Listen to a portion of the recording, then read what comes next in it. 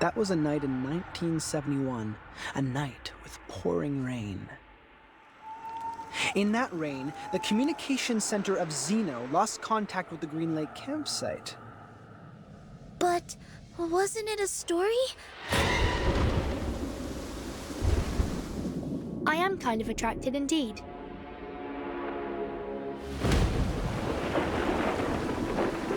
Staying here is really not a wise choice for you. It's our rights to stay here. You can't just expel us. Someone is passing messages to us through these notes. We have been with a butcher whose identity is unknown to all of us. Like the story of Xeno Youth Force. We are in real danger now.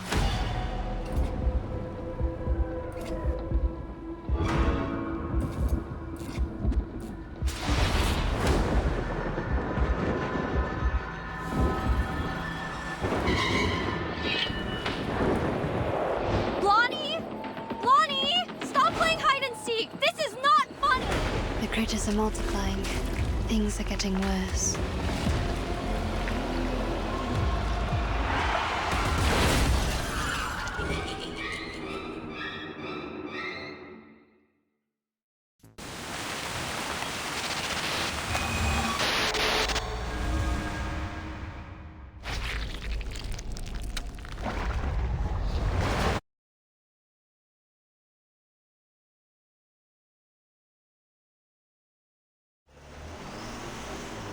Oh. It seems this is the entrance.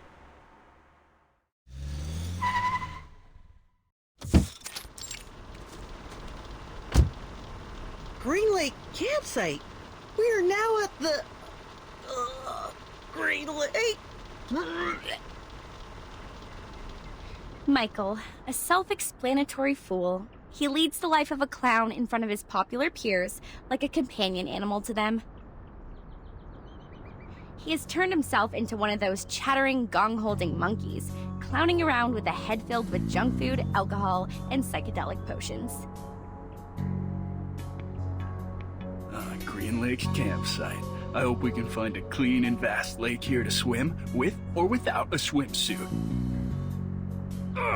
See my muscles? The young ladies will all crazily scream for these puppies. Ho, ho, ho! Ugh.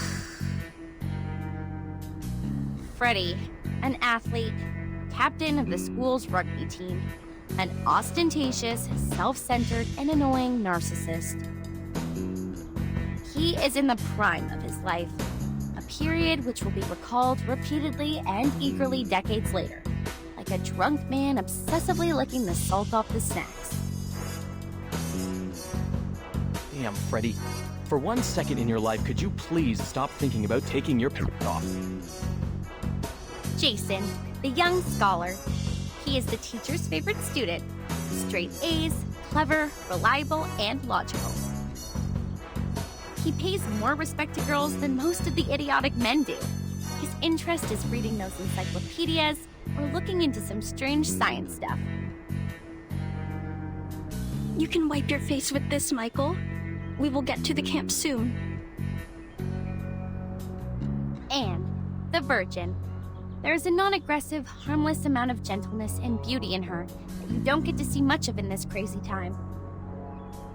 She was born and raised in a faithful Christian family, along with other sisters. She attends the reading session held in her community every weekend. Lower your voices. Enough shouting. I'm still hungover, so don't mess with me and everybody will stay happy. Understand? Blondie. Reckless and dumb. A typical blondie. Always indulging herself in alcohol, beautiful clothes, and other vain pleasures. She was luckily born into a wealthy family and raised by doting parents. People call her sweetheart or honey, nothing else. Now we are going to bonfire camping area, right? Where's our guide? Just to be clear, Uncle Eli lent us the place, but he did also mention it's a bit neglected, so you know what to expect. When we get there, clean up the house and leave the best bedroom to me. You can choose from the rest. Michael will be glad to help you, sweetie. Take Anne with you. A girl would know to attend to details. One day, she will pay for her doings. One day.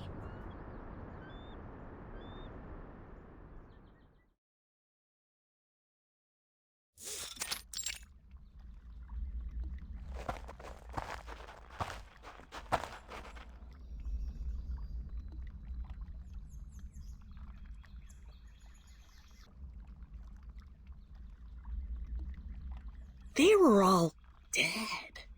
Their heads were hung at the treetop. It wasn't till a week later were they found by other campers. Murderer? No, there was no murderer. At least nobody has ever seen one.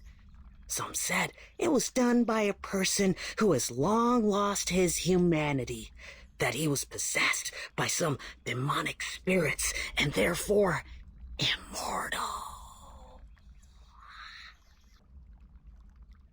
Michael, you fool! Stop telling such a dumb story. Come maintain the bonfire, idiot. Oh, but I haven't finished the story. No, I mean, all right, on my way. Hey, do you guys smell anything? Something quite gross, like, putrid?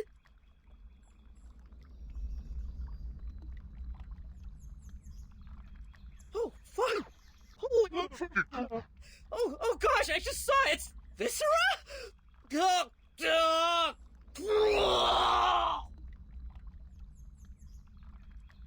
Jeez, F you! Don't throw up on me, Michael, you damn jerk! Ugh! Step back. This is a badger. Judging from the degree of putrefaction, it has died at least a week ago. Blondie, did your uncle mention any beasts living in the woods? Blondie? Oh my goodness. They sneaked away again. In this very moment. Well, I think so.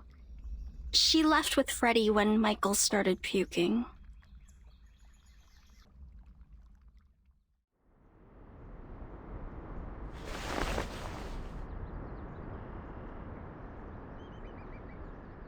Oh, you're naughty. Stop that.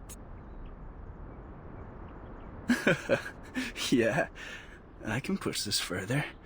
You see, I will.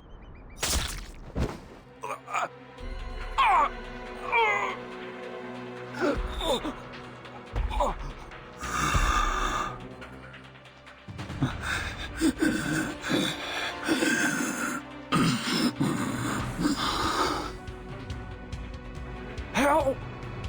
Help! Help!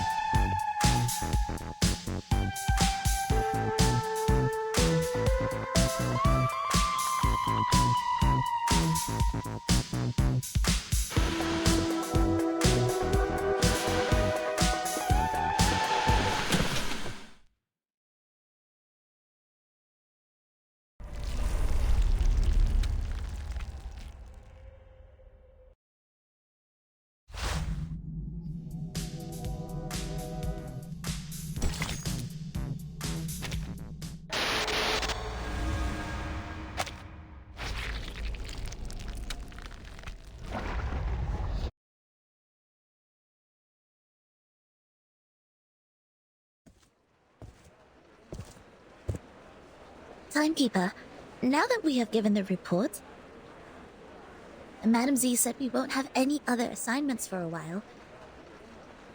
It may be a little abrupt to ask, but I was wondering if you would like to take a heritage train ride with me.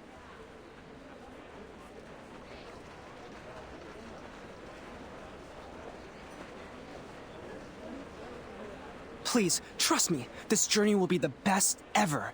Let's start off immediately and come back furtively, so nobody will know. No, thank you. I'm not interested. Okay, fine.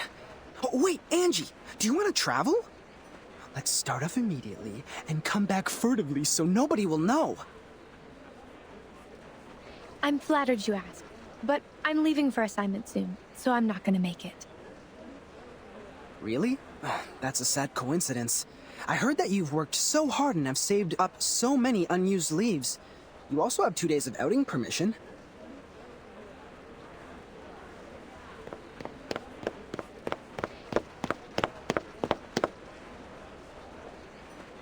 Oh, hey guys. Us? Yes, you guys. Our great Miss Timekeeper and her excellent assistant, Sonetto. Am I right?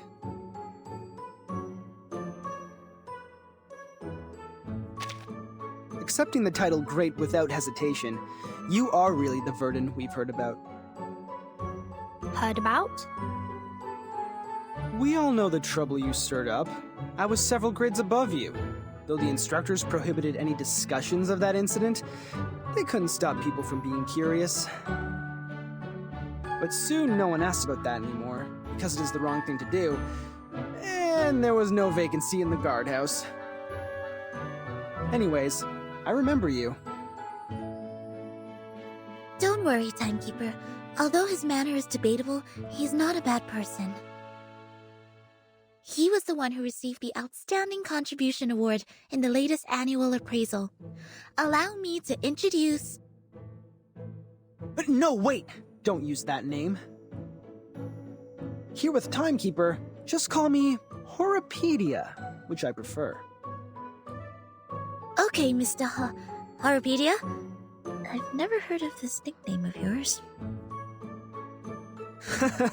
It's a long story. I can share with you at another time. Now, let's get down to business. Have you guys heard of the myth of the Green Lake campsite?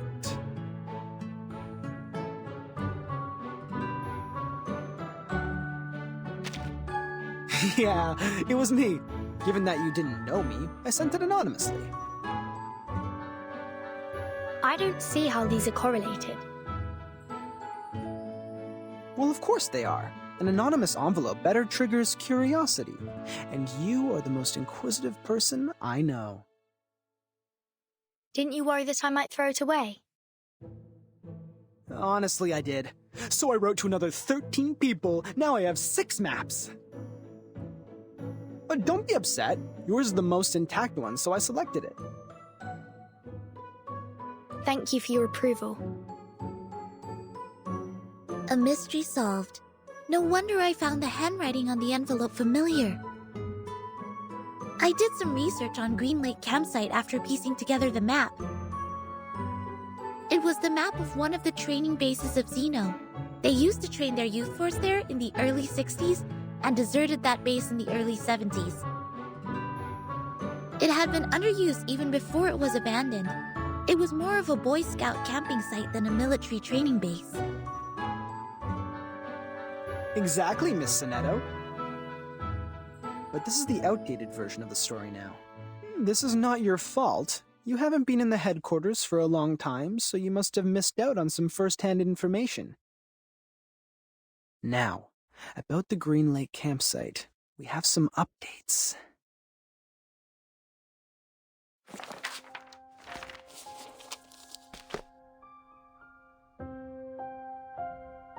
That was a night in 1971, a night with pouring rain. Heavily and hastily, sheets of rain formed a barrier, isolating the woods from the outside world. In that rain, the communication center of Xeno lost contact with the Green Lake campsite. Was it normal rain? It was. Drops of water with dust falling from above. It didn't cause any illusions or unusual symptoms, but took away all the youth force stationed at the campsite. In the cabin they lived, people found clothes, blankets, even books left open on the table. What does not move or breathe stayed there as usual, but their owners, those living youngsters, disappeared from the woods like drops of dew under the sun. Since then, nobody has ever seen those youth force again. Zeno has not, nor Laplace, nor us. Green Lake Campsite has then become a ghastly and deserted land. Miss Sonetto, please put down your hands. They are hindering your ears from receiving information. You might then miss the climax. Thank you for the kind reminder. It was an unforgettable night. 3 months later, all the missing members of the youth force came back to Zeno. They carried the smell of fungi and moist air, stepping into their dorm without making any noise. They claimed that they just came back from a tough mission in the rainforest. No one knew what the mission was. No one knew which rainforest they referred to. The personality of all those kids have changed. The outgoing Bruno became speechless. The gentle Anna Queenie starts picking quarrels with others. They were not who they were, but no one could pin down the difference.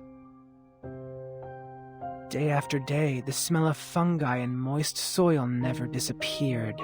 It lingered for 1 week, 2 weeks, 3 weeks. Till one night, Grade 1 student Drius suddenly woke up from his dream.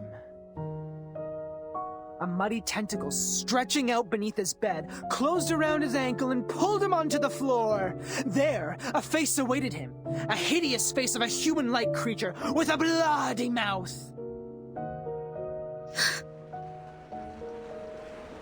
Sonetto?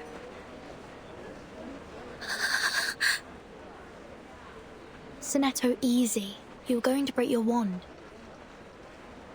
I know. I was just a bit caught off guard. It has never come to my mind that such a bizarre event would take place within an official institution. Funny story, Mr. Horrorpedia. As an urban myth, however, the ending is way too clear and powerful. The element of drama ruins its authenticity. You're good at making stories. Next time you can be more meticulous. Huh? Zeno Armaments Academy. Best military talents training base at present. The members of Youth Force were relatively younger, with less combat experience and capability compared to those graduates. Still, they have received years of training as reserve soldiers. As we all know, Zeno would arm their youth force and the trainers with drill weapons for outings.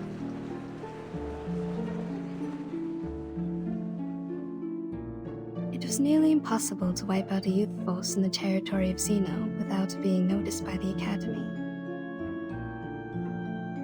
I see.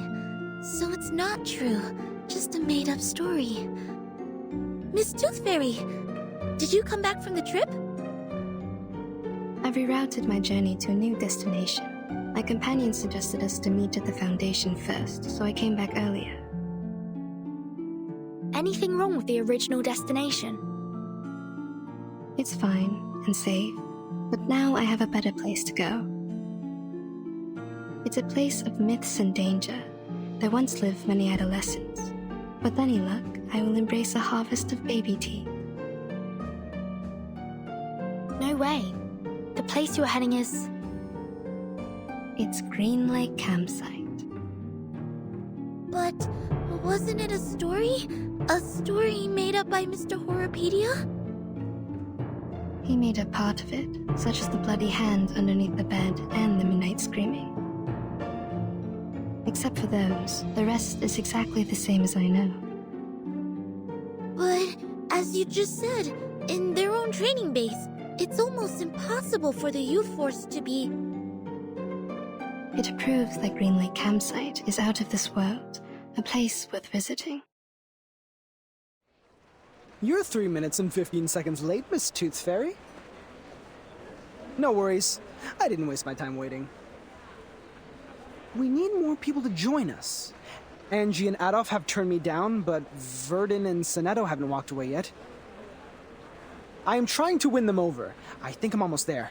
Now, they are really attracted by the Green Lake, so we are starting off soon. Attracted? Pardon me, Mr. Horrorpedia. We did not plan to go there, and we certainly do not feel any strong attraction to that place. Oh, really? But Verdun seems to be very attracted. Or am I mistaken about the look on her face? Timekeeper!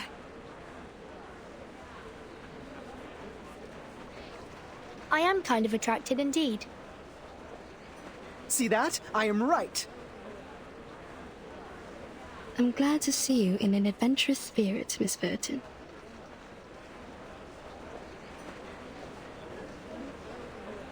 Great! Take your suitcase, pack your clothes, don't forget to bring 2 novels to kill time. Now, let's take the hands of our 2 new partners. Journey on!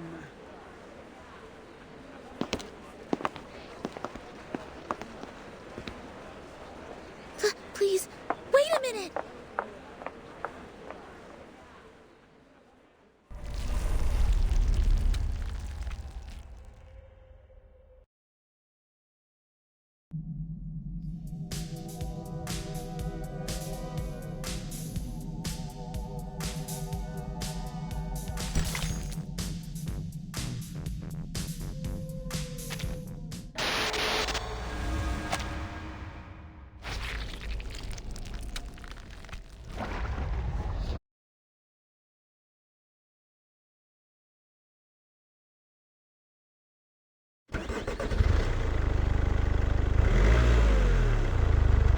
Thank you for the letter, Emily.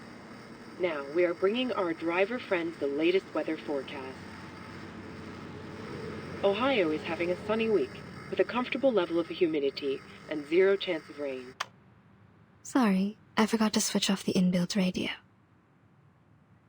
Sit tight and put on your seatbelt. Hold the hands of people sitting next to you.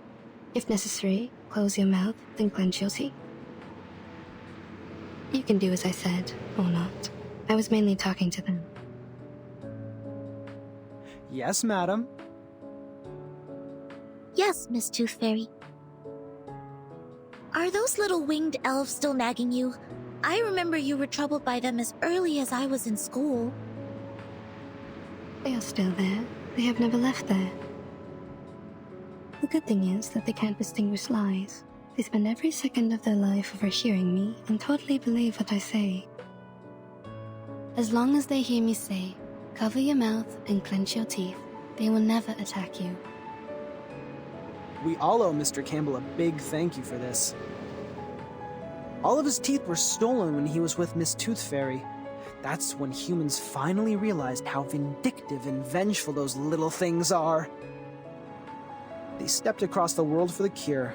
Eventually, they found a solution. Mr. Campbell?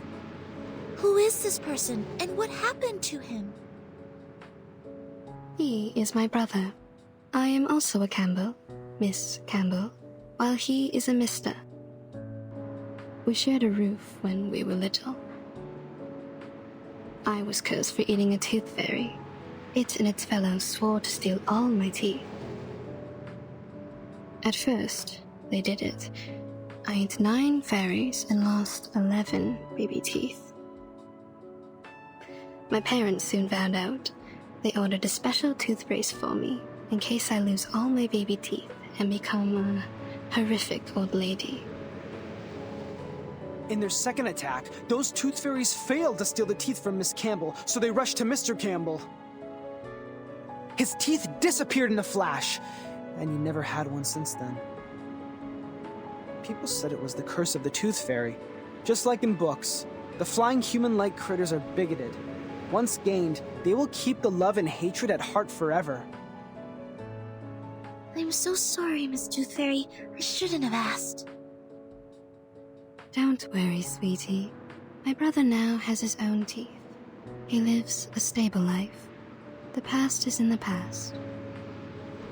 And I don't really think he was cursed.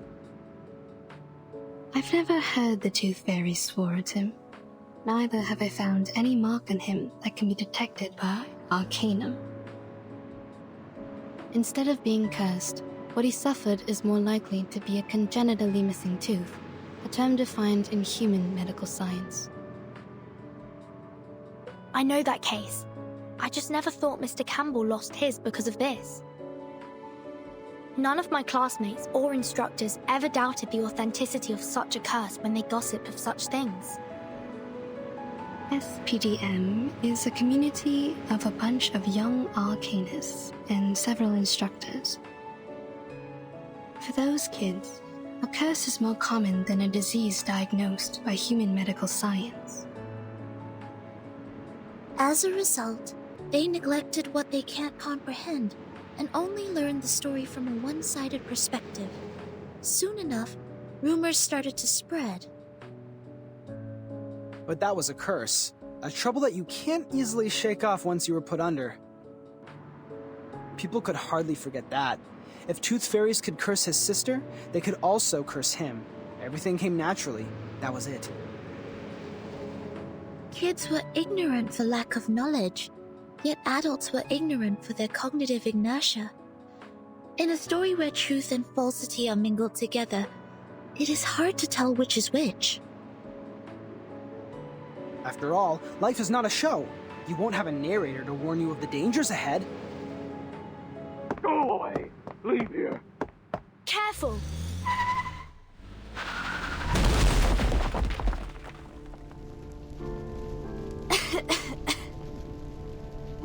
Timekeeper?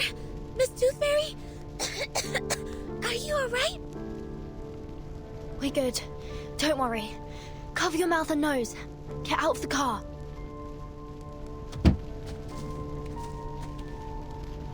Is everyone okay? Did somebody get hurt? Timekeeper, you... Go away! Go! Go away! Get out of my woods!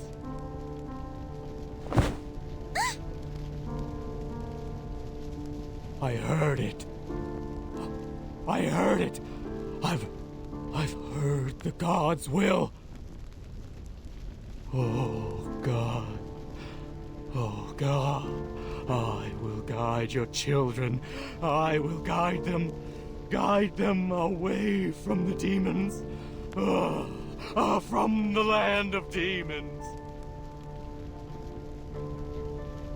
Dilated pupils, disordered speech, and a body temperature of 3 degrees higher than the normal level. Presumably, he has taken some stimulants or substandard potions. His sanity has been taken away. We need to knock him out.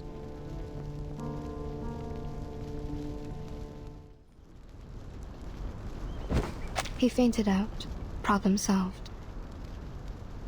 But my car broke down. We have to walk there. No problem, Miss Tooth Fairy. I took the map with me before we got out. But there is smoke coming out of your car. Is it alright? Don't worry, Virgin.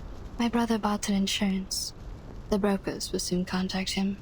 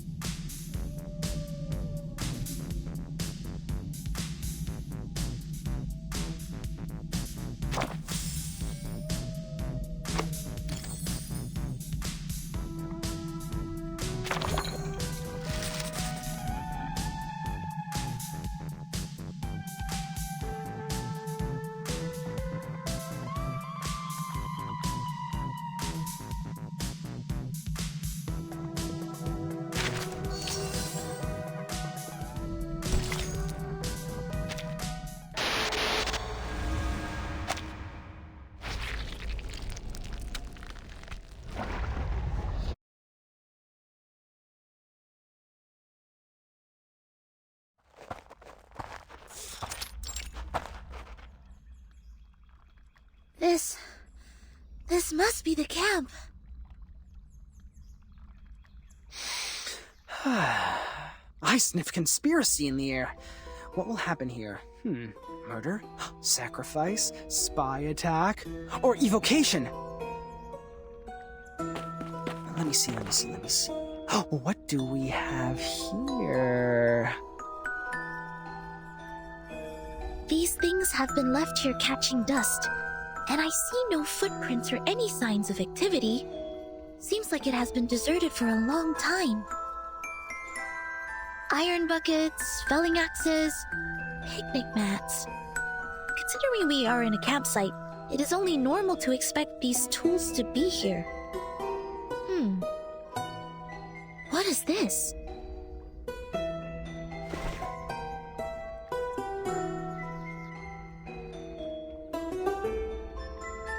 Anything? Have you found anything, Sonetto? Something is buried in the ground. Right here.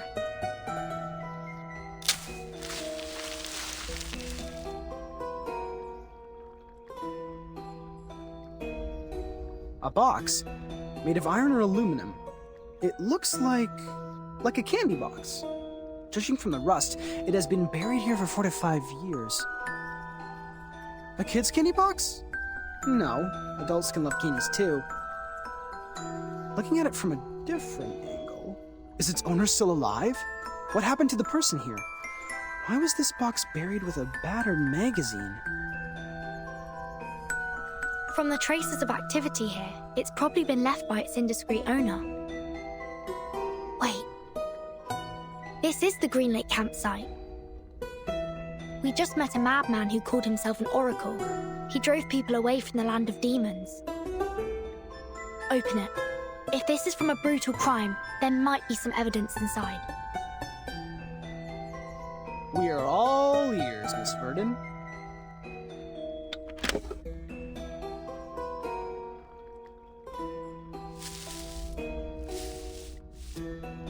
This is not a candy box. It is a pillbox. Correction. It is an empty pillbox. You're back, Miss Two Fairy. What did you find when you explored the campsite? Roughly the same as here. Near the woods, there's a place for firewood cutting. More traces left by critters can be found near the woods than here. I also found the teeth and claw marks of giant critter, as well as some excretion. That is to say, one gigantic critter inhabits here? If not more?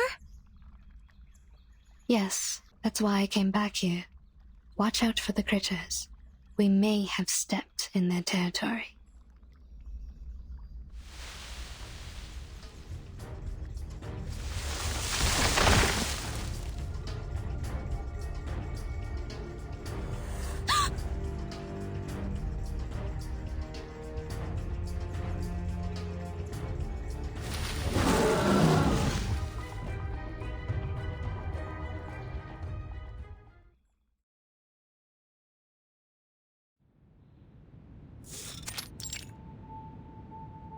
Yeah, I understand.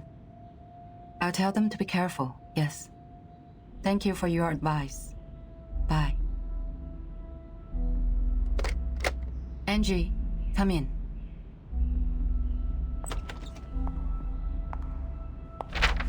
This is the file that the timekeeper submitted.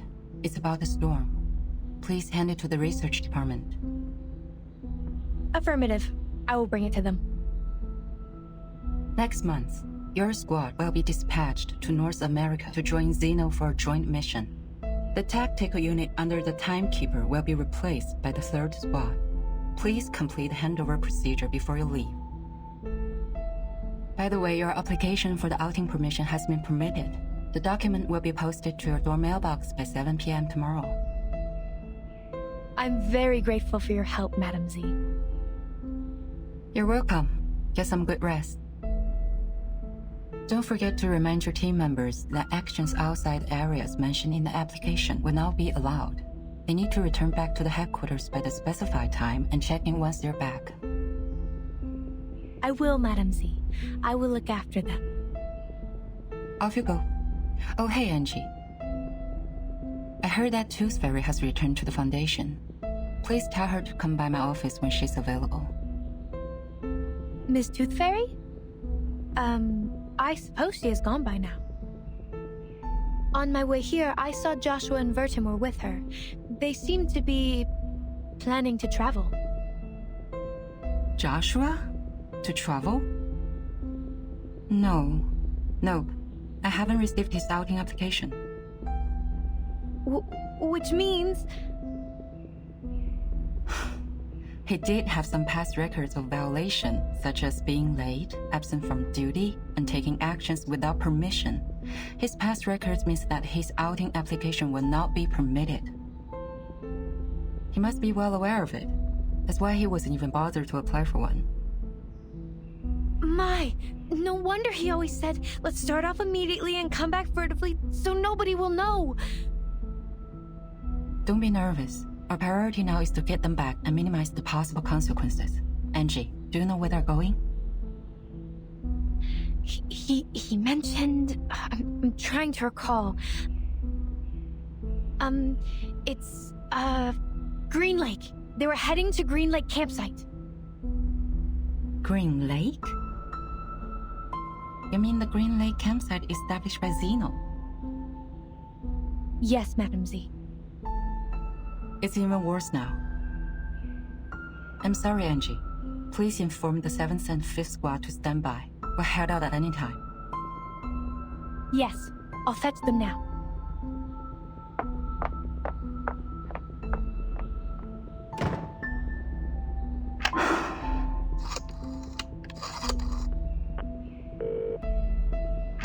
Hello?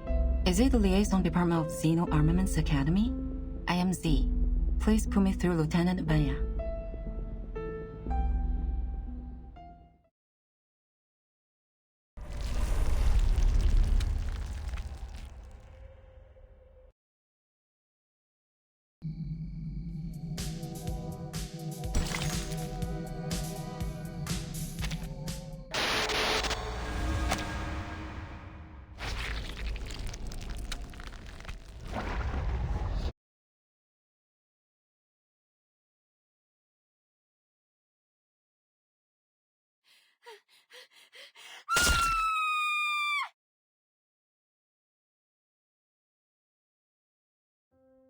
What was that? Did someone scream? My god, Jason. We have to check it out. I know they like to fool around, but we are here now.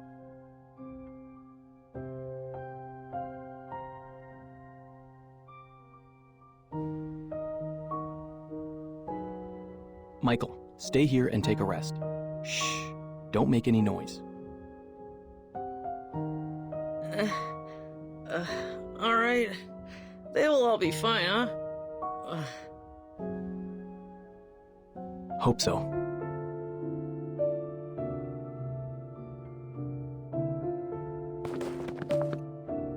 Blondie? Blondie? Stop playing hide and seek. This is not funny. Wait. Look over there.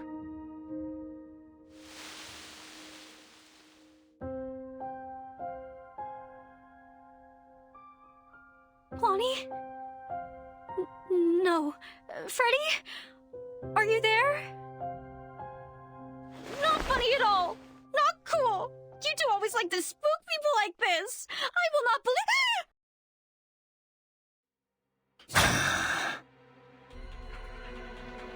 Anne, stay back!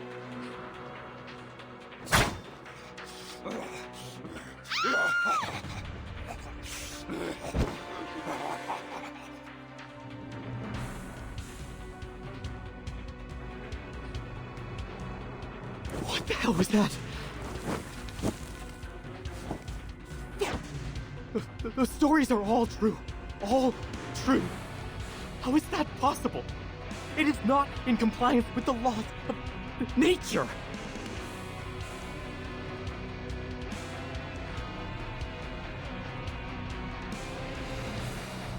Oh no!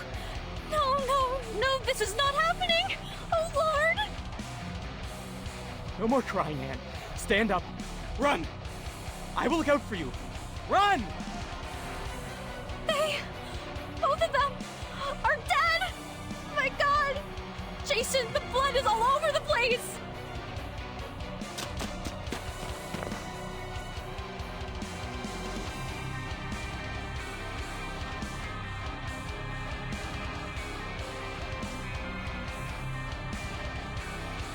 Don't think too much. Don't look back. Run! Speed up! Jason, head down! Ah!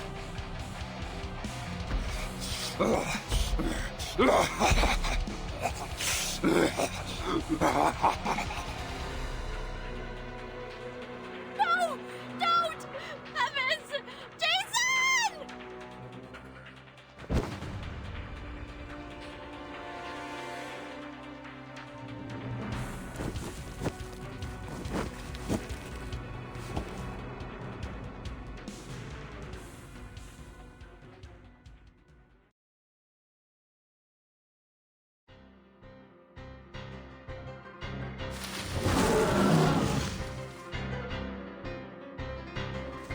Damn it, it's catching up!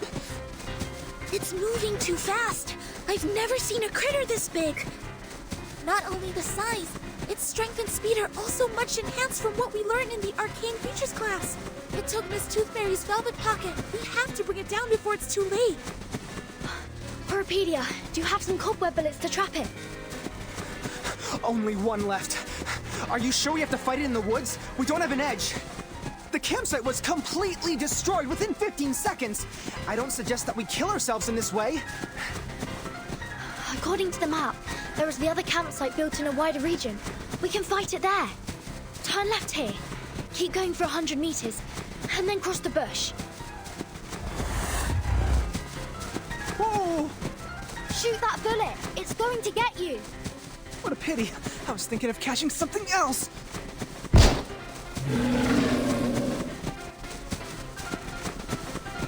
Excellent. It's trapped. The bush is right over there. Follow me. Let's speed up.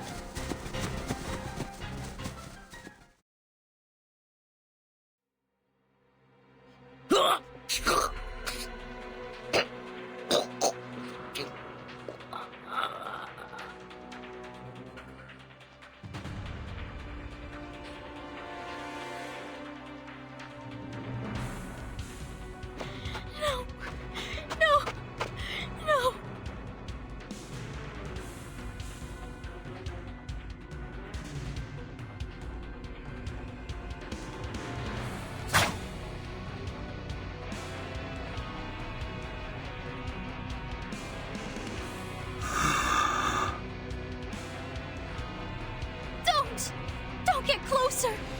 No, don't! Wait! You people are...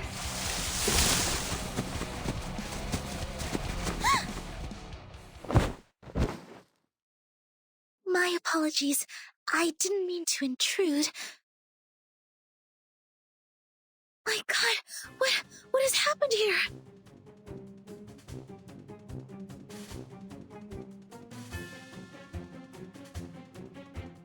A crazy murderer? Student campers? Oh, this is much more interesting than I expected! Protect the victims. Get ready to fight. Who are you? And the bushes? Why did you come out of the bushes? Worry not, miss. Please get behind. You're safe with us. No, that's my friend. And they aren't... I understand. They deserve a decent funeral. After I take care of this demonic creature.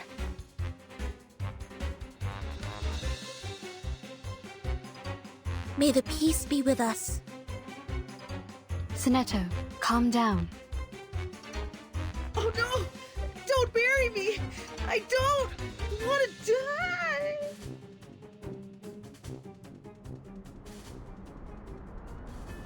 What?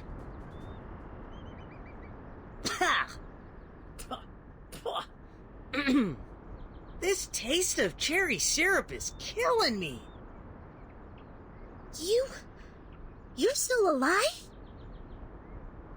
Huh? Of course. What kind of question is that?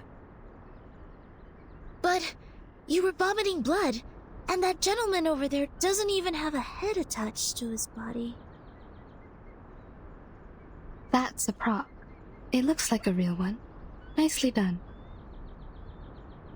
You add bloody taste substitute into the cherry syrup, which makes it smell like the real blood. Be prudent about the dosage, because it's slightly addictive. You've used too much. What on earth is happening? This is a theater, or a filming site. These young people are busy with their business, while we just interrupted them. I'm Anne. Are you two the actress Jennifer recruited? I'm afraid I don't know this Jennifer you're referring to. Ah, my bad. She sometimes goes by the name Blondie. It was just me who always calls her Jennifer. Damn it, you idiots! Get your ass up! There's no way we can use this take!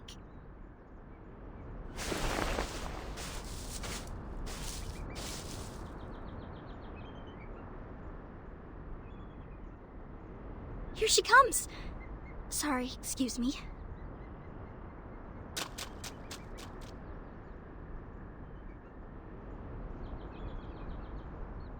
You! Who are you? Vertin. No, that's not what I'm asking! Huh? Are you asking me? I am Horopedia.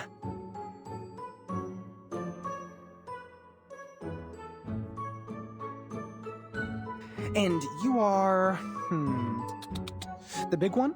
The athlete? The smaller one? The fool? And the slim one? The scholar? The only girl who's standing here? It seems like the first girl who lay down. I'm talking about you, right. A blondie. What the hell? What is in your shrinked brain? I'm asking who the hell you are, why you are here, and what do you break into my film site for? Film? Yes, we were in the middle of shooting a movie. A horror movie. Jennifer is our director? And playwright. Is that the word? Horror movie? Here?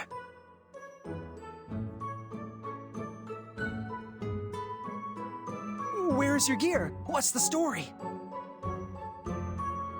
What's your business here? What?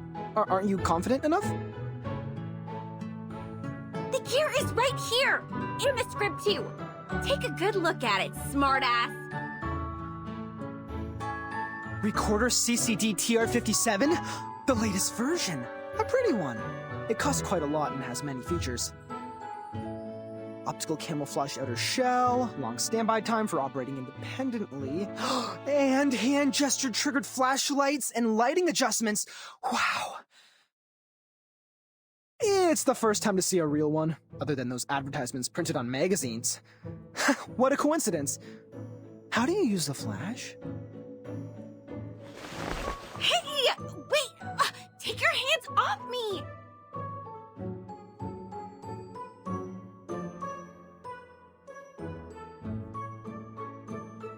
With a snap, a wave, or adjusting your glasses?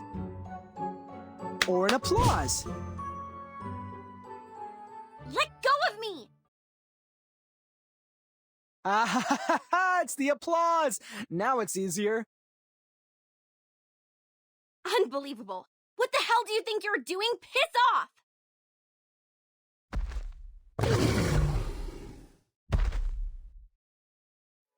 5 minutes, 31 seconds. The sticky bullet should have been 4 times more powerful than this, but still within my estimation. Hey, Blondie, clap your hands! God damn it, for freak's sake! Look what you brought here!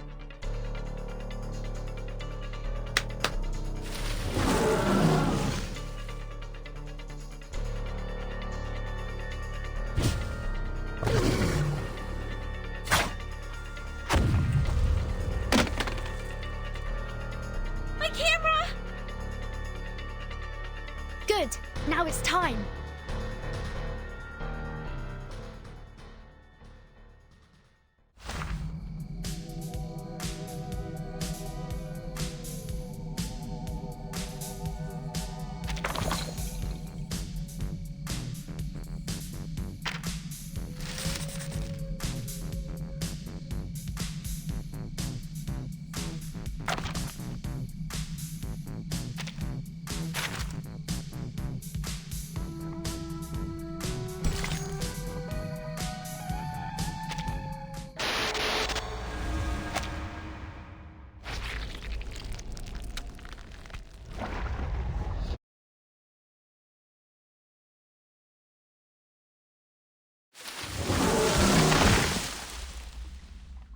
It escaped, taking my precious collection away.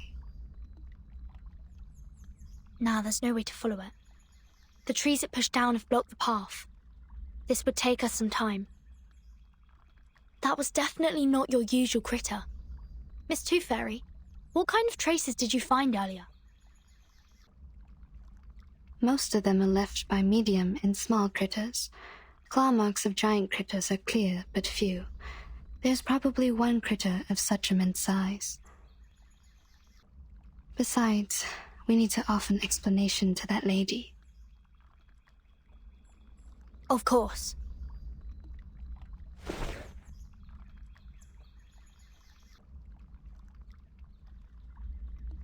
Why are you all staring at me? Do I have something on my face or my clothes?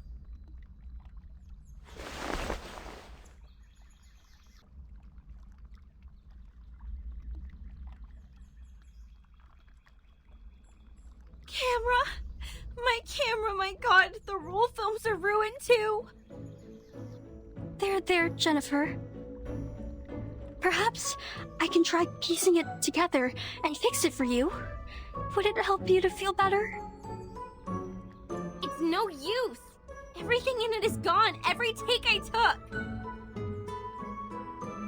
Yeah, like what Anne said, don't be sad. Thanks to your generosity, none of us were injured.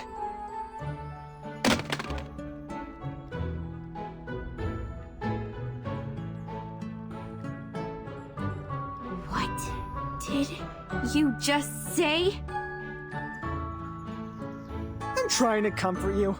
Don't glare at me. Actually, I think this is unnecessary, but they made me.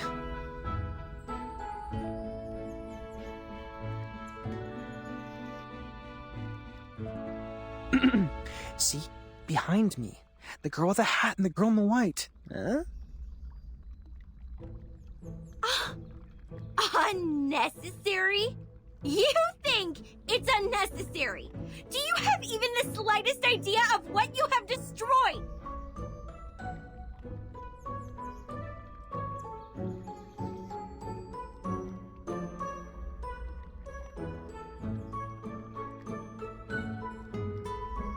Make your 4 eyes useful and look at these. What do you think they are? All right, calm down. Let's be reasonable. If you were mad because of your movie, I am really sorry. But at that very moment, I thought our safety mattered the most. Also, I have good news for you. This recorder is meant for taking daily family videos. The clips taken by it aren't nearly enough to be called a movie. So, to some extent, I just prevented you from shooting a disastrous movie. If you are looking for any financial compensation, please talk to the girl with the hat. Come again? Who is going to make a disastrous movie? No! Don't change the subject! Movies! No, I'm not raging over some movies. I don't care about this shit at all. You think money can get you out of trouble? It doesn't even come close. That was a limited collaboration product of Recorder and Lucas. You can only find 3 of these all over the world. Only 3! It's more valuable than any jewelry or luxury handbags. The suede decoration on it alone can buy 200 of your stupid head, dumb. Shoot! My makeup! What digging there for? Go clean the broken trunks and branches off the path. We have to get back to the cabin as soon as possible. I have no desire to catch a cold in the rain.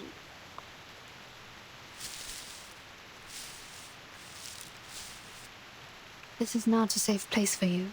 Get back to the town, find a hotel, and take a hot shower. My students and I will escort you to the main road at the edge of the woods and arrange a car for you. If any of you have symptoms like an itchy throat or rising temperature, please buy some Robitussin or a similar drug at the nearest pharmacy. Ugh! No, I'm not leaving. The movie is not finished. As long as you take care of that big monster, I can continue with my project to get that shit movie done. But we don't have the camera. Camera, you dumb girl. You have no idea what we are doing here, so don't tell me what to do if the best you could do is handcraft some props. Staying here is really not a wise choice for you. It is very dangerous and you can't protect yourselves. It's our right to stay here. You can't just expel us. You are, of course, entitled the right to stay, Miss Blonny. But I hope you could keep in mind that you and your friends are in grave danger. The Green Lake campsite is not a place for fun. You should stay with us for the sake of your safety. The rain is getting heavier. We might catch a cold. Let's clean up the road and head for the shelter.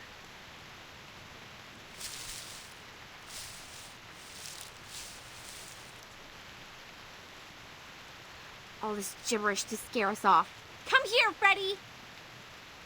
Go into the campsite and see if you can find some axes for us. Kids, if you find any teeth, please pick them up and hand them to me. Hurry up, Freddy! I'm freezing!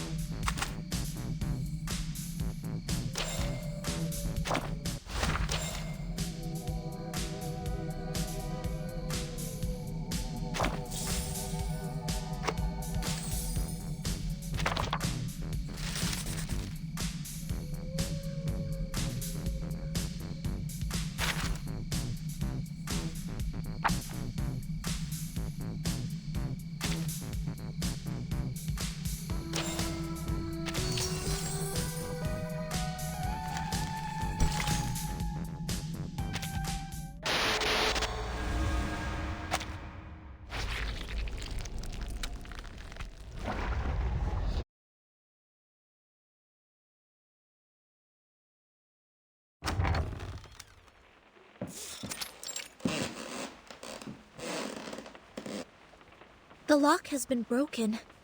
Those are bite marks from small critters. They might have nested inside.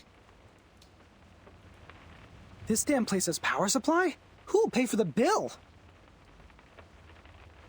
Maybe it has underground cables, or it's powered by some generation sets left by Xeno. Wait. Stop here. To your right, by the corner of the stairway, there are 3... No, at least 3 of them. They're getting closer! Blondie, take your friends away!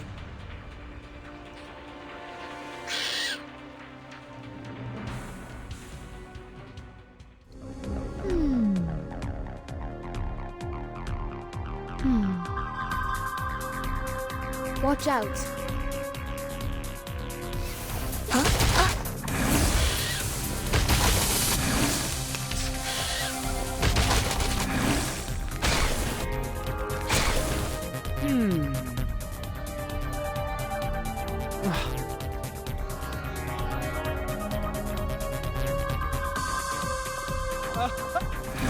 Great!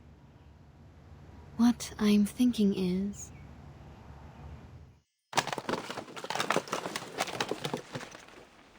Strange. I remember I left it here. Where's the camera? Are you looking for something? Perhaps I can help. No one asks for your help. Go away.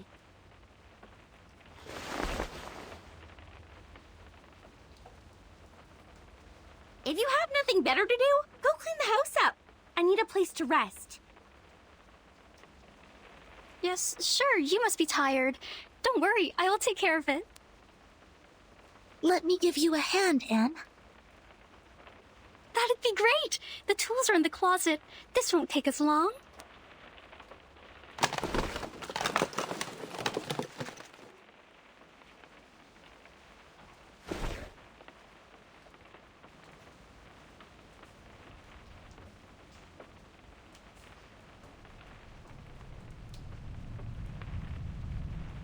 So, you guys are really the investigators from the St. Pavlov Foundation? What is St. Pavlov Foundation? No way! You've never heard about St. Pavlov Foundation? St. Pavlov Foundation is an official institution that takes in and organizes arcanists, Anne. My friends and I work for them. We will try our best to keep everyone here safe.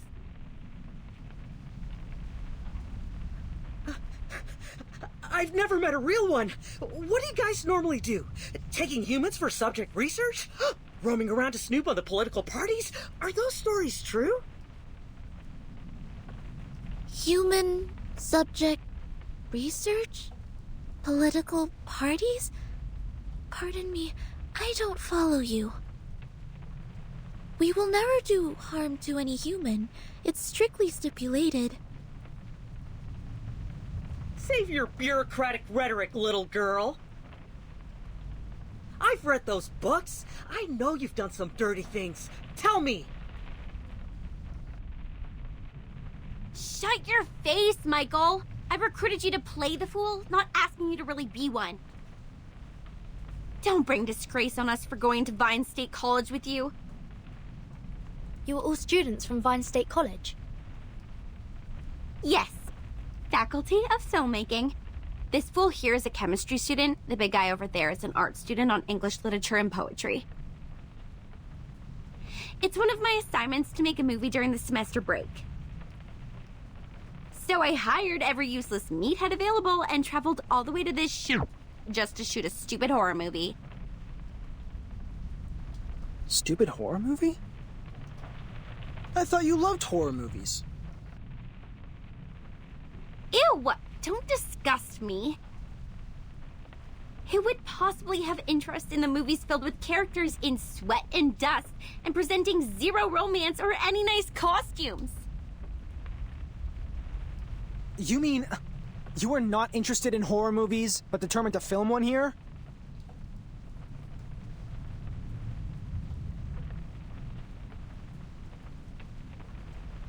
You tell me. They are cliched, meaningless, but easy to make. They are the easiest option for this assignment. That's it. I've never liked any of them. Oh, I see. That's why you selected this awful script, all these beautiful but useless props, and such an untrained cast. Oh, what did you say? Awful script? Well, I've read your script. It is illogical and dull. The conflicts are not strong enough. Or we can call it a classic, but in another word, it's stale. I really wonder, how did you get admitted to the filmmaking faculty? The admission criteria for Vine State College should be quite difficult to meet. You! What do you know about filmmaking? You're no one but a spawn of the Foundation like those bodyguards my daddy has! Come on, relax, Blondie.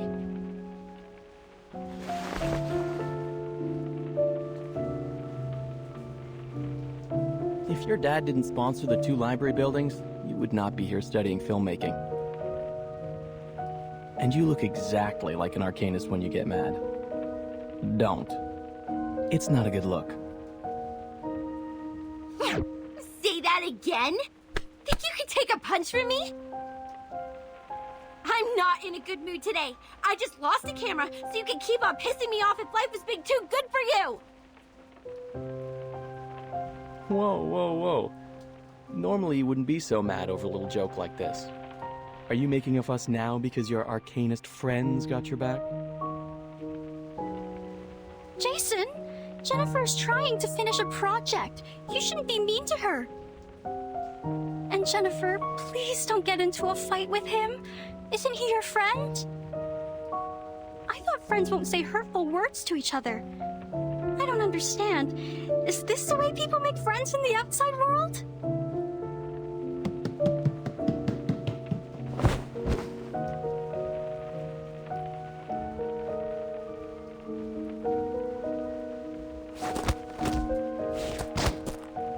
I will knock off every tooth in your mouth and give them away to that crazy teeth collector!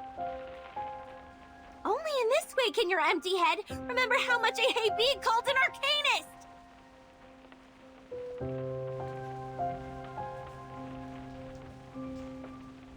But you are always an arcanist.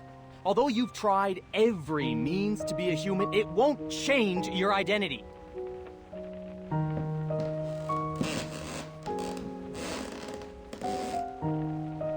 However much you despise us, many brilliant playwrights are arcanists. Mr. Horrorpedia, please stop making this worse. You jerk! Quiet.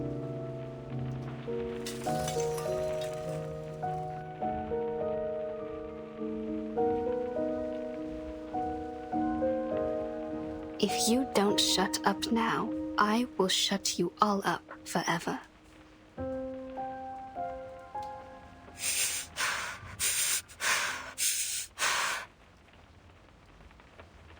Miss Anne has a point. This is not how friends get along. Ladies and gentlemen, we are not here to fight. We need to cooperate. I don't expect you to love each other, but no more fights. I don't care whether you are arcanist or human. Now sit back on the sofa, everyone. I'm sorry, Miss Tooth Fairy. I'm sorry too. I should have stopped them.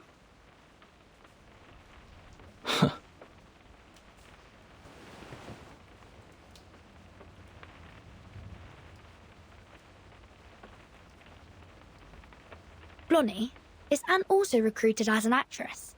She is not as energetic as your classmates. No, she isn't. She's a local villager. We met by the edge of the woods. As well as Rod, the one that plays the butcher. That's everyone in my crew. Now, if your curiosity has been well satisfied, leave! I need a break.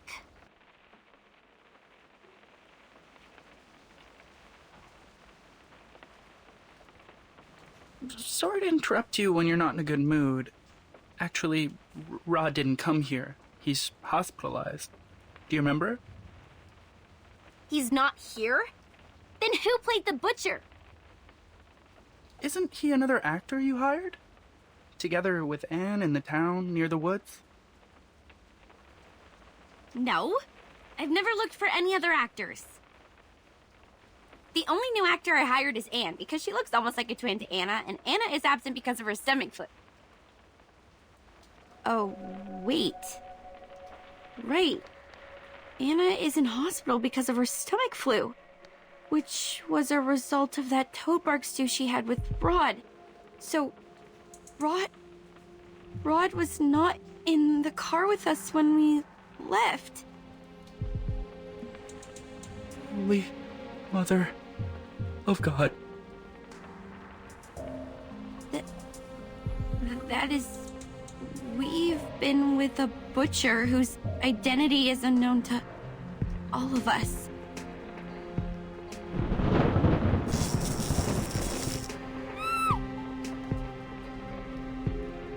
Don't worry, I will protect you.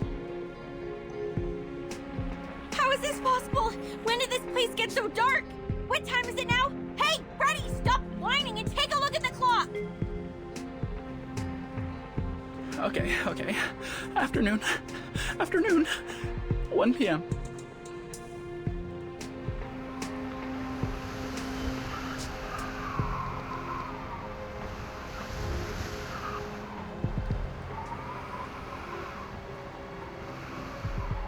Is that No, that butcher is going to slaughter us.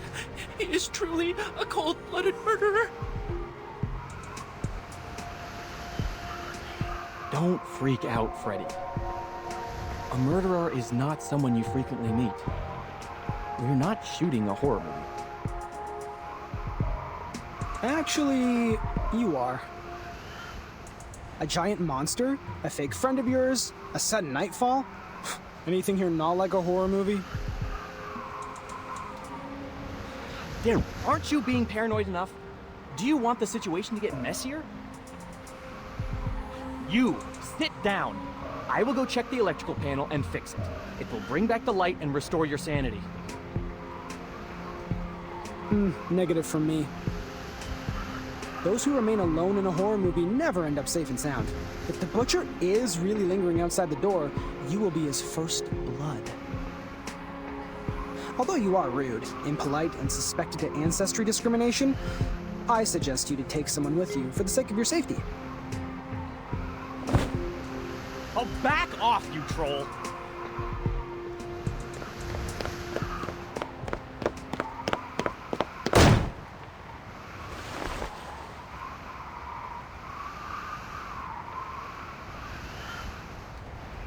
He really didn't do that on purpose, did he?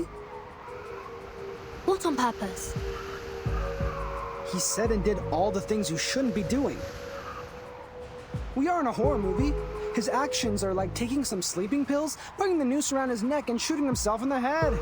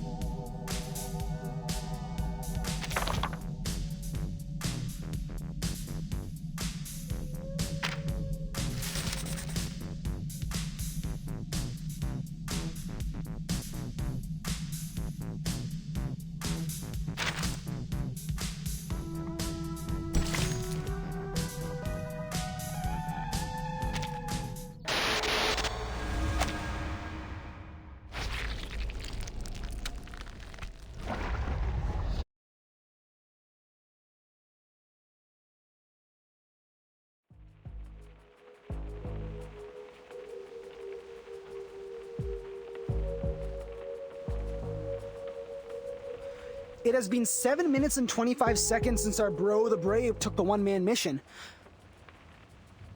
I have never fixed a panel before.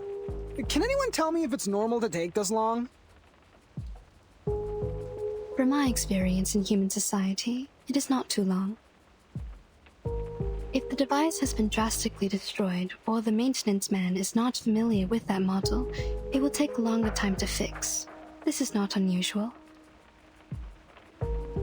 We need to go outside to find him. We are not in the human society. Aside from the butcher, he might confront some other troubles. Zenetto, you stay here with Miss Tooth Fairy. I will go find Jason with Horrorpedia. No matter if we find him or not, we'll come back in 5 minutes. What if you don't? Then it means we are not in the kind of horror movie where misfortune only happens to lone wolves. If we don't come back, please evacuate the whole campsite and contact rescue.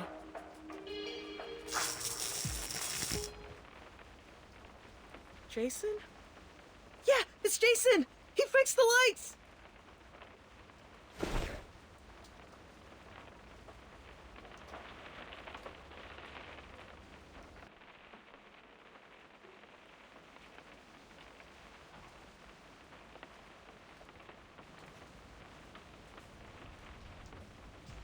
I can't stand it! This place sucks! I can't stay here for another second! Pack your bags. We're done with that film! Everybody, get into the car with me! Let's go! Relax, man. Firstly, Lone Wolf disappears. Next, it will be the people who failed to escape. Now we must stick together.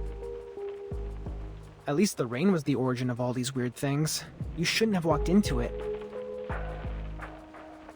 I remember the weather forecast said there won't be any rain in this area today. Like the story of Xeno Youth Force. We are in real danger now. Xeno? Xeno Armaments Engineering and Technology Academy? You know it? Are there anecdotes about Xeno in the town as well? They used to live here, in this cabin. Enough! Stop! And stay away from those weirdos! We're leaving! Michael, we should listen to Ferdinand and her friends and stay...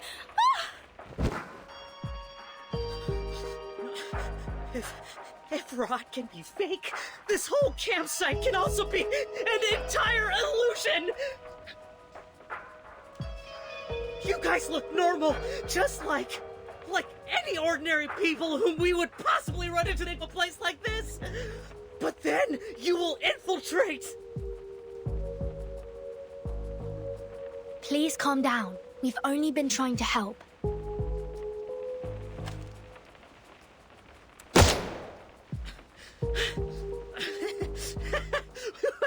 I won't be deceived anymore! I will shoot you! Stay away from me!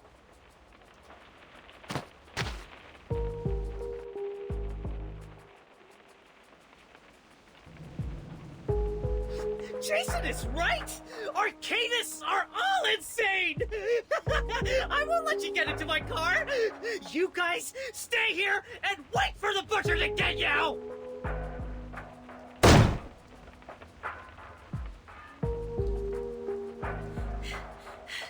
Damn it!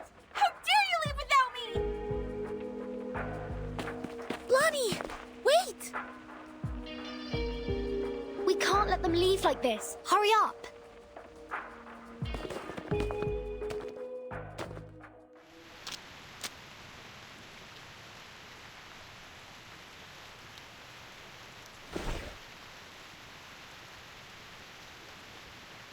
This is not good. It's too dark out here. Hardly visible. Michael must have driven out of here. But how did Blondie disappear in the blink of an eye? To the south, the skid marks and footprints all point to the south. Here are the claw marks of the critter. They might be in danger. We need to hurry up. Over here, I found her!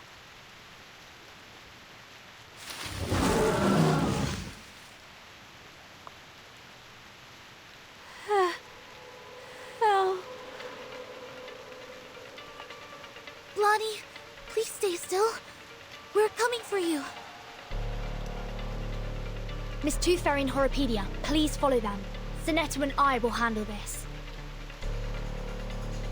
Be careful. This critter is very malicious. Use this if needed.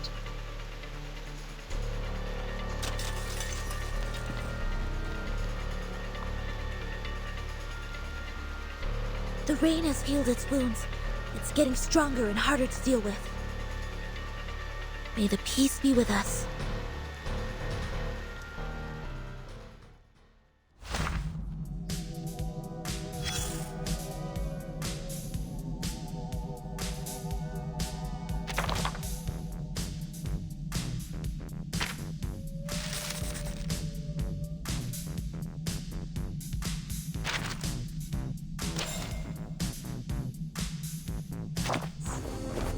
I think it is... Watch out. Sorry.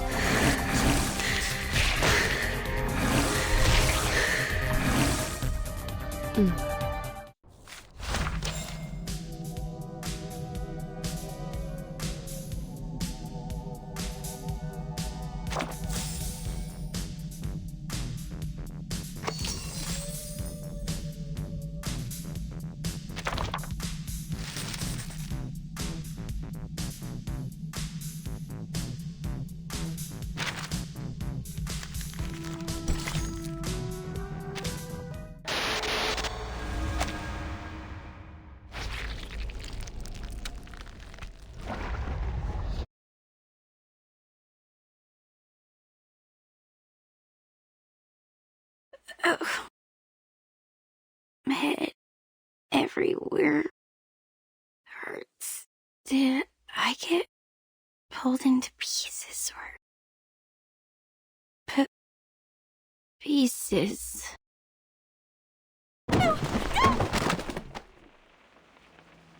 Lonnie, you're awake. I have just given you first aid for the wounds. For now, we will have to wait for Miss Tooth Fairy to administrate a thorough treatment when she comes back. Don't worry, she's very professional and skillful. You won't feel any pain in the process. Am I in the cabin? Then I'm not dead. Good, I'm not dead. You are safe. The critter is gone. Don't worry. Follow me. Take a deep breath. Hold my hand. Another deep breath.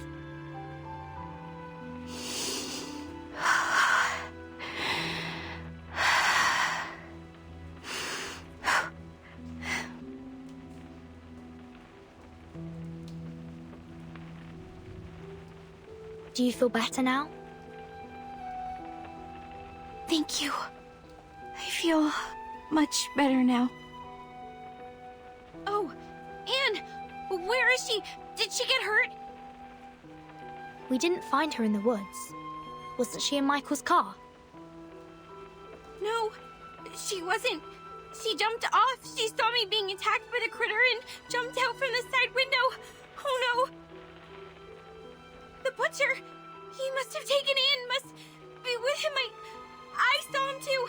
He was walking towards her. Just like what would happen in a horror movie. It's okay. Here, take my hand. We know where she is now. This is good. We will get her back safe and sound. Okay. I understand.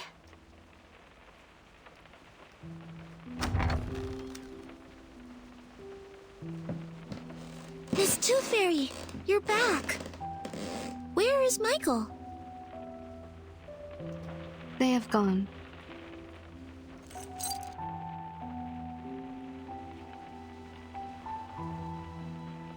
We are not able to catch up and intercept their car. It crashed on the edge of the woods in front of us. Crashed on the edge of the woods? What do you mean? I don't know either. The car was about to rush out of the woods, and then we heard a huge crushing sound. The front section was squeezed together, and the rear wheels were lifted in the air.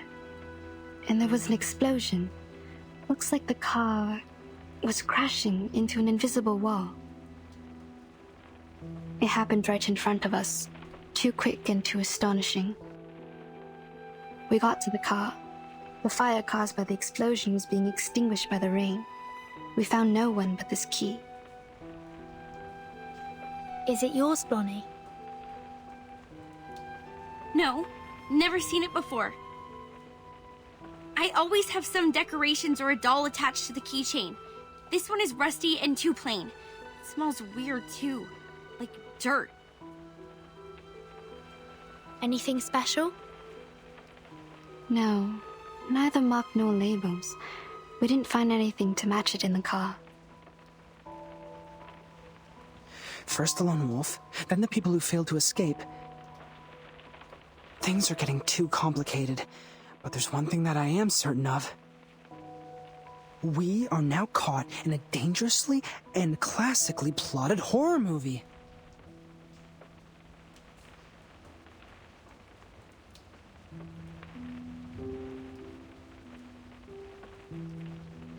That means Anne jumped off the car in order to save Blonnie from the critter's attack. Then she got lost. According to Blonnie, the last thing she saw was the approaching butcher from the woods. She's in great danger. We must act swiftly to save her. Also, we need to turn this cabin into a security base for the upcoming battles. Horrorpedia and I will rescue Anne. He's a horror movie expert, and it will be of great help. In the meantime, you and Sonetto stay here to take care of Blonnie and to secure this room. I will take good care of her.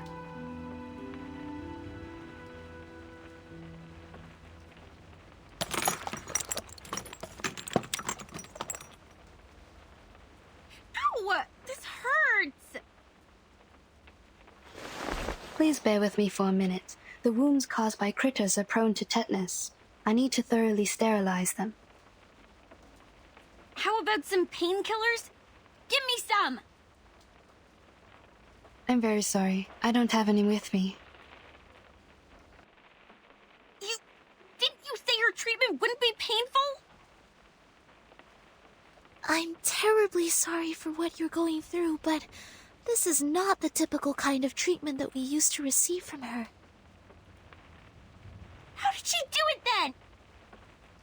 She would...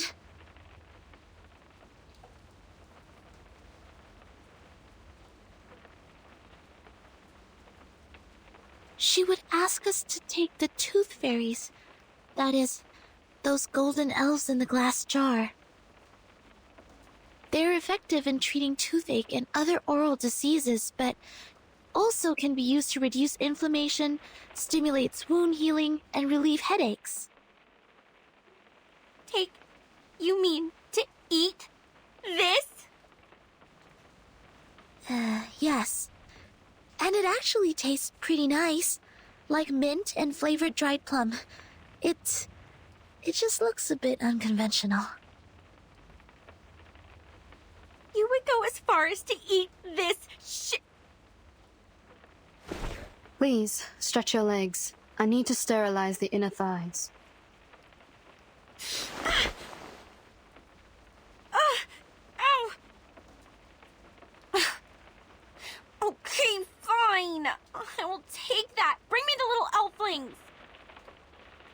Sorry, Blonnie. You can't eat tooth fairies as a treatment. Why can't I? Of course I can. I will just put it in my mouth and swallow with my eyes closed. This is not about you. It is my own rule of treatment. I have specific treatments for humans and arcanists correspondingly. Through our contacts so far, I got to know that you don't consider yourself as an arcanist, and that's why I will not treat you as one. Are you upset about what I said? I owe you an apology. I shouldn't have been rude to arcanists in front of you. I know it hurt your feelings. I was not myself. I chose to live amongst humans, chose to be their friends, to be a different arcanist. I thought in this way I would be taken in as one of them. But as you see, when things come to a critical moment, they run away without me. It was my car that they drove to escape, and yet they called me a freak and left me here to die. Funny, isn't it? Sad story. I feel sorry for you. But still, you can't take the tooth fairies. Is this a punishment for what I have done? I can't feed you the tooth fairies, only because you still think you are human. You don't recognize the behavior of your human classmates, but still want to be on their side, and be one of them. Okay. The wounds are packed. Already? I didn't feel a thing. I've applied carbuncle growth promoter. It will paralyze, sedate, and accelerate your cell regeneration. Your wounds will close up in 30 minutes. Isn't that a medicine for arcanists? It is a prescription approved by the medicine examination supervised by Campbell. In this case, it doesn't violate my rule. You could have applied this earlier and spared me the pain. I don't rely on painkillers. I am an excellent doctor. Minimizing patients' pain is of course my forte. When kids can't suppress their pain, I normally sing for them to ease their pain. But you didn't sing for me. Was it because you didn't want to? Maybe. I confess, what you didn't said at first was really annoying. Arcanists and humans always act as if they were of one merged entity, but we all know how lines have been drawn between their own people and the others. You grew up among humans, and you learned to look away from the truth as they did. Oh, but you do react better to the medicine for Arcanists. Your blood is bringing you a good outcome. Look. In another half an hour, your wounds will be fully recovered. By then, you will be able to jump and run freely, as if you were never hurt. However you feel about your ancestry, it is helping you out. My wounds. A good outcome.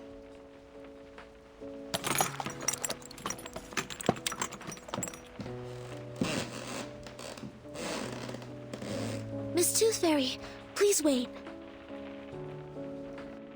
If what Mr. Horrorpedia has said is true, it's dangerous for us to split up. The three of us should stay together. It will take another 25 minutes for her legs to fully recover. If the situation were to develop based on the rules of horror movies, at this stage, I am safe. Don't worry about me. I see. Have you also done a lot of research about this genre? Not a lot. I just browsed the secret notebook left by Horrorpedia in the infirmary. I covered him from the instructors to keep his notebook. Since then, we became friends. Keep things from the instructors? Did you do this a lot? Not really. The rules were extremely strict. Except for Horrorpedia, I only had Vertin as a frequent guest. She pretended that she got a stomachache, lying in bed for half a class. She took many toffees when she left. Timekeeper faked her illness?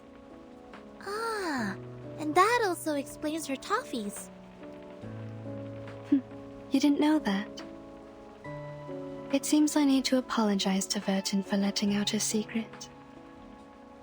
But thank goodness you are on her side now. Our negligence didn't cause much damage.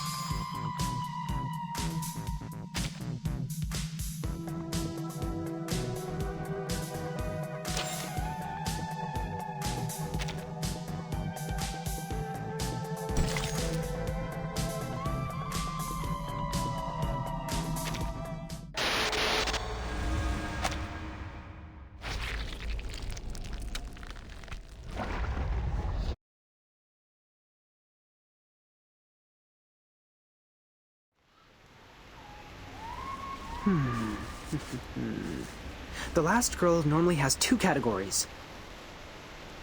Anna's the exemplar of the first kind. Pure, innocent, and mild like a virgin. The second kind is those cool girls.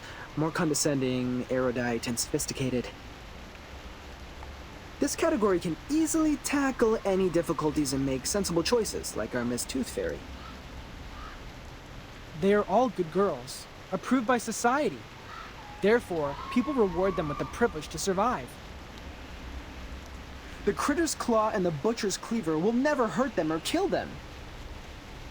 So what do you mean? I mean, please don't worry. Anne will be fine. She is safe.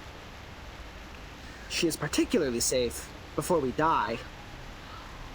But if we lose her, the probability of our death will go up, up, up, up, up, and up. Very comforting.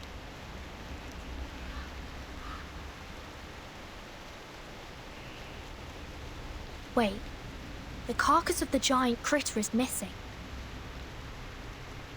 Maybe it's not totally dead and has crawled back to its den? It was dead.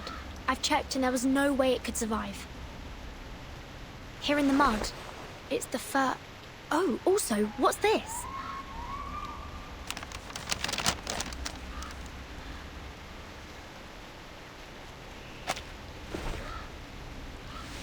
A note? That's weird.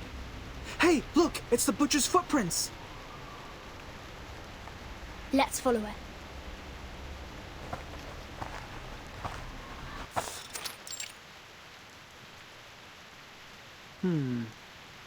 The footprints disappear. The soil here is less moisturized than the outside, so the footprints are barely left. This smell. I think I've smelt this before. The key. This is the smell of the key. The moss here is definitely special. We need to take some samples back for Miss Tooth Fairy. Burton? Is that you? It's Anne's voice. She must be here. Anne, can you hear me? I'm here! I'm like... below you! Below?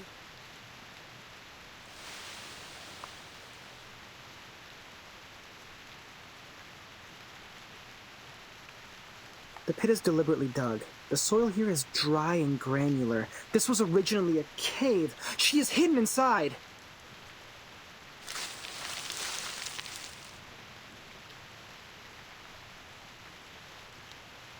I see you.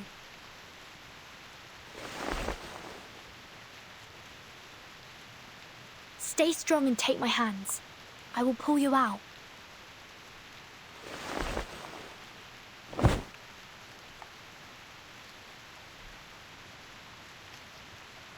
God, thank you.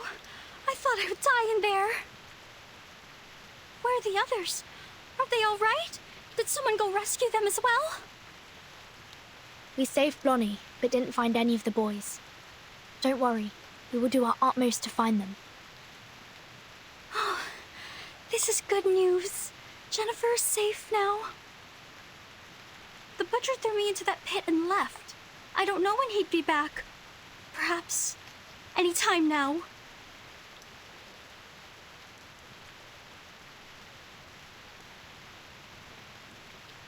Burton, we have to get out of here now.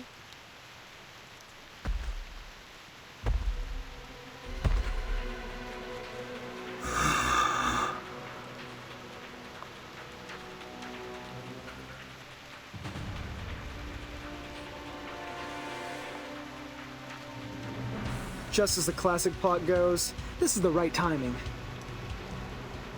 Step back. He can't kill you, but he might hurt you. No, I will fight along this time. I can't be a burden to you now.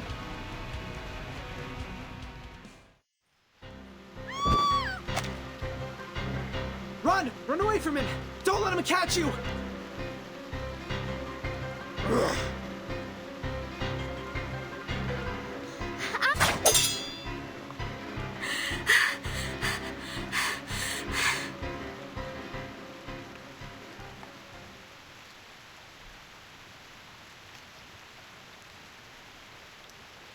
That is...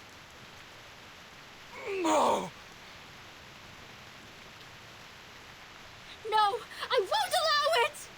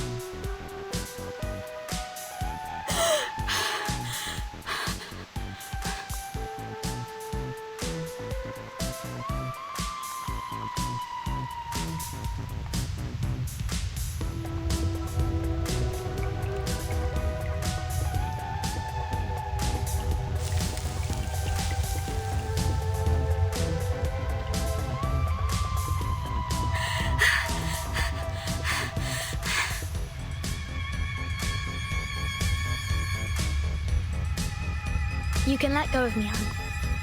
It's over. He disappeared. Oh, right.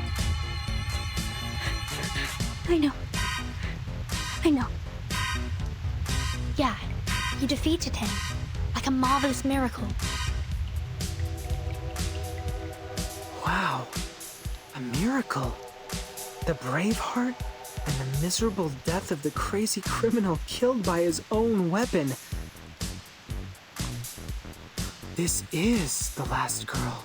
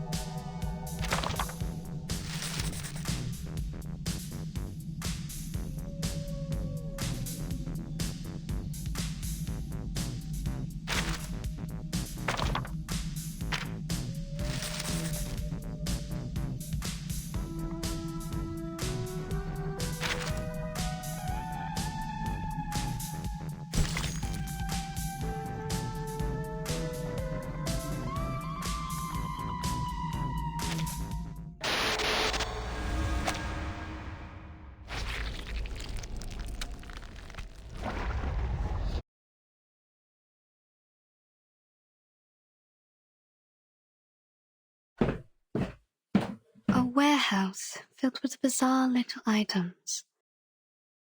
Puppets, a Ouija board, audio tapes, a diary, and a ring box. To my forever love, Victoria, here lies my lifelong secret.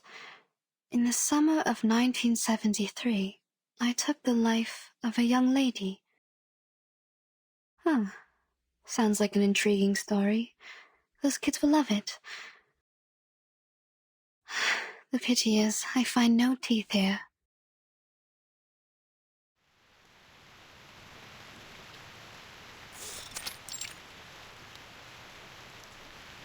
Good. That'd make another trap. The cabin is more safely secured now.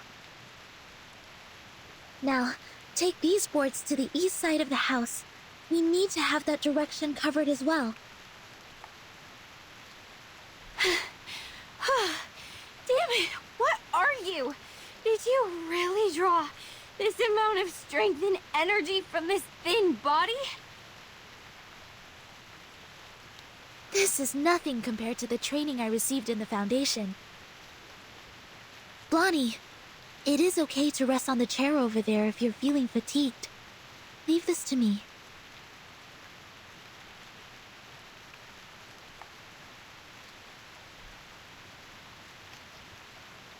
Ladies, I found something in the attic. I brought them here. Burton? Timekeeper! It's Anne! She's safe! Good.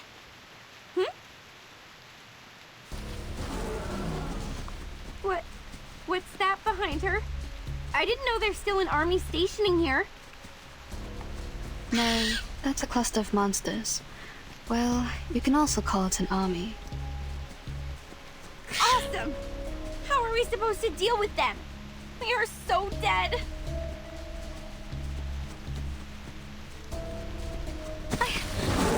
I can't run any further. Good. They've set traps in front of the cabin. Sonetto! Activate the trap. Prepare to engage.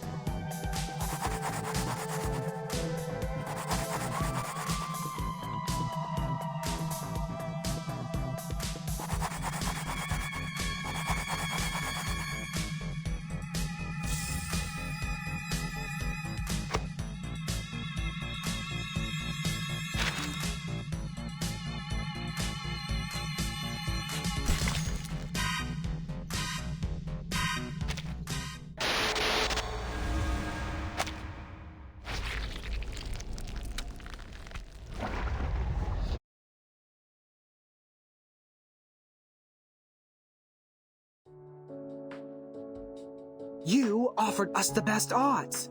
We have the last girl. Please don't say that. I'm not that good. It was pure luck.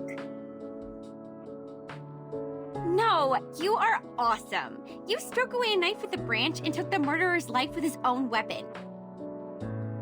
I can't be wrong with your part to play here. You are the last girl. I should have noticed this earlier. You are gentle, simple, and kind-hearted enough to put yourself in danger to save others. No one is more suitable for this role than you. This is your part. Good, good. From now on, I will stay right next to you because where you are is always going to be the safe place. Jennifer? Blondie, I need to remind you that the character who relies on others always leads to a miserable end. Get lost. Have you ever wondered why people dislike you? Anne, promise me you will keep me safe with this special power of yours. This is good. Blondie seems to be more relaxed now. She smiles a lot more as well. She's changing. Not bad. Miss Tooth Fairy, please take a look at this. A piece of moss, with mud and a sour and earthy smell. It smells the same as the key. I found this smell in that car, as well as on the sofa in the cabin. Where did you get this? There's a special area near the woods, where the temperature and humidity levels are higher, so mosses are ubiquitous. Any signs of artificial cultivation? I'm not sure. This place has been deserted for so long. We haven't found any trace of human activities.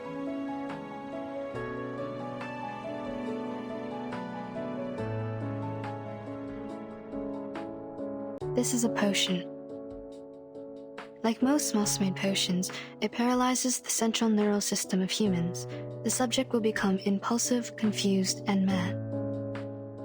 They permeated the whole campsite with the rain, taking away the sanity from Jason, Freddy, and Michael, like what would happen in a horror movie.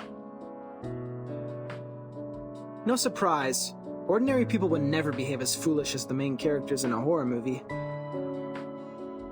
It's said that a similar smell was also found on the Xeno Youth Force. Were they controlled by the moss here? Yes, the changes of personality can be one of the effects of the moss. So the moss not only affects humans, it also works on arcanists. What about us? Why haven't we been affected? Time. It takes time. Humans perceive the world through the use of reason. They are the creature of logic and senses. However, they soon lose their sanity when they meet insanity. Arcanists are not the same. We were born with chaotic, mixed emotions. Our innate sensitivity to feelings and potion resistance are stronger. The Xeno Youth Force stayed here for an adequately long period to be contaminated. It will also affect us when the time comes. Perhaps we have lost our minds without realizing it.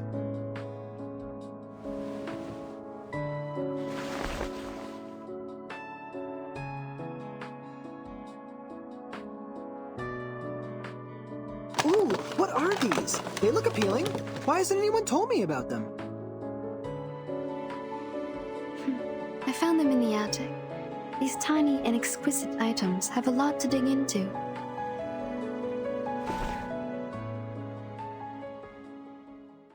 Pity, I still haven't found a tooth.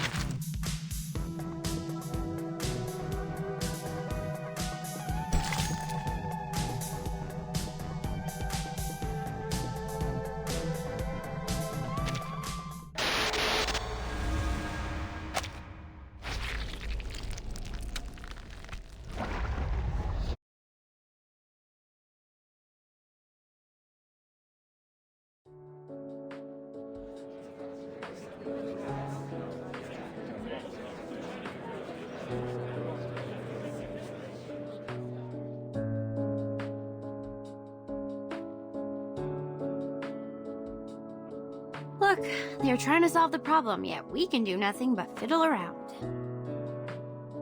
Maybe I should have worked harder in college, so that I can at least understand a thing or two from the conversations. Don't worry, Jennifer. I don't understand any of what they said either. You are not alone. I'm here with you. I'm not like you. You literally don't know anything. I remember when we first met, you asked if everything I had on me. You grew up here, in a small town in the middle of nowhere. It's only normal that you don't know anything about the outside world. But I'm different. I've been to big cities, I've gone to college, I've read books, I pretended to be well adapted to this lifestyle. But in fact, I'm still ignorant, knowing nothing but empty pleasures. My hair color gives away who I am. I'm a silly blondie. Don't speak of yourself like this, Jennifer.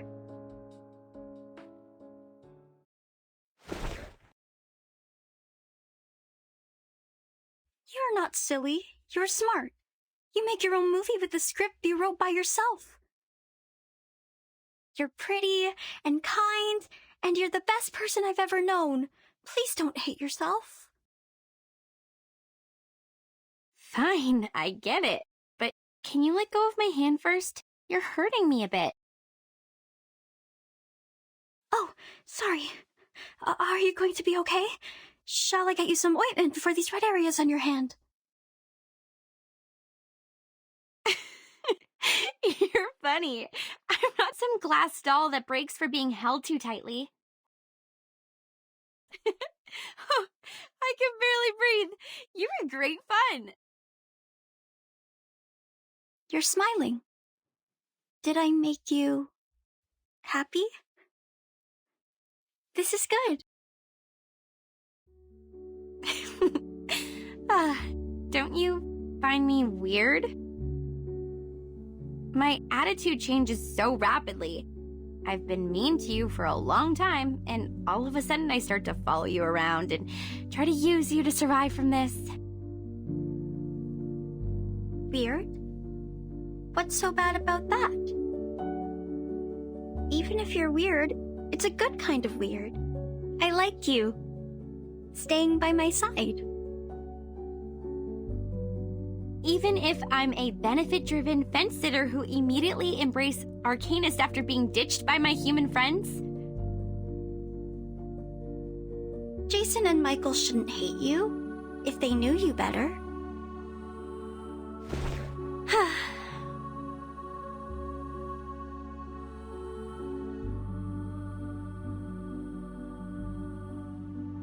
You seem to really like me.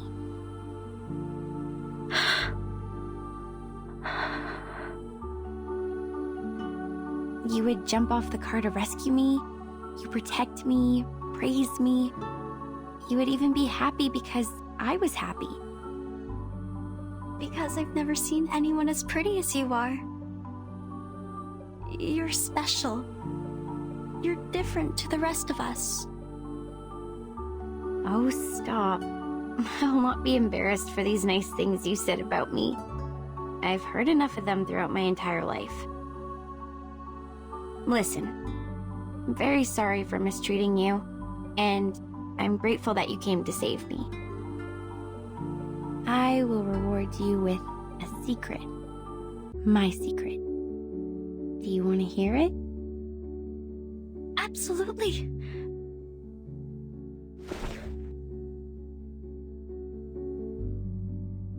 I'd love to. In fact, I don't hate horror movies. This is the diary I found in the attic. There were many other things, like a full warehouse. I actually liked them a lot when I was a kid. I spent most of my time here, in Green Lake Campsite, writing my own horror movie scripts on paper. The handwriting is pretty childish, so the writer might be around 8 to 13 years old. Some of the narratives are straightforward, but the story itself is very creative. But later, we moved to another town. My parents earned great success in business, and we moved into a high-profile community where only humans are allowed. We were also given privileges that Arcanists cannot enjoy. It was then I realized nobody wants me to be an Arcanist. It was since that day the diary stopped updating. It might be forgotten or taken away. The story ended there. That's why I decided to break off my connections with Arcanists and stop showing interest in emotive things like horror movies in order to hide the Arcanist side of me. I took out my energy on other things which may ease my mind, like soap operas, new clothes, fashions. People like me this way. They said this is what I'm supposed to do. They believed I'm a dumb bimbo, believed that I hate books. I led a life they want me to have, till I graduated from high school. I don't like these people. You shouldn't have been put through this. You are the smartest person I've ever known.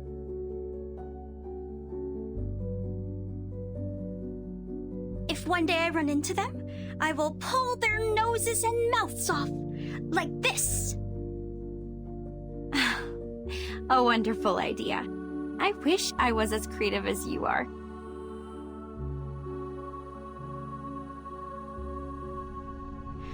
So, in the end, I attacked one of the jerks who didn't watch his mouth at the prom.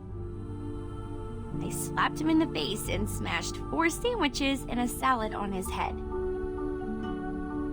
Then, feeling resentful for what had happened, I applied for a degree in filmmaking, a course which was considered to be ill-fitted to me, and next I start shooting horror movies for an assignment I have to finish. Deep down inside, I think I have never really given them up. I've probably never stopped loving them. Keep on shooting. I will buy you a new camera. Hello? Have you been eavesdropping? Where's your manners? Actually, I heard them all as well. So did I. We are in the same room. You can talk, we can hear, and the air helps. That's it. Well, we are all here, paying attention to your voices. We heard everything you just said.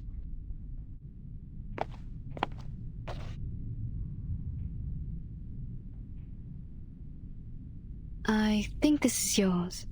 Now I should hand it back to you. Where did you find it?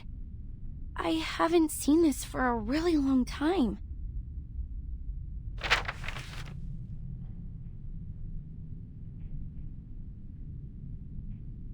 I used to do some Arcanist tricks with it, but I have lost control over my power since I threw it into the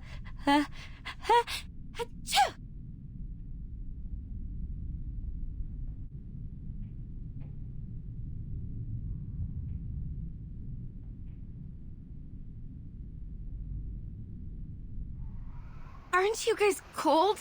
How come it's so chilly?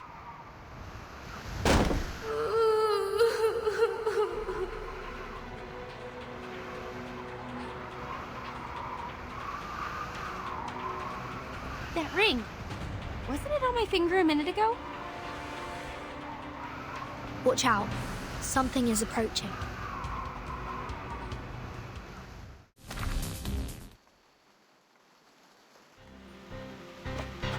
How many more dead men were buried here? I've had enough. Can't we just get rid of that dead woman?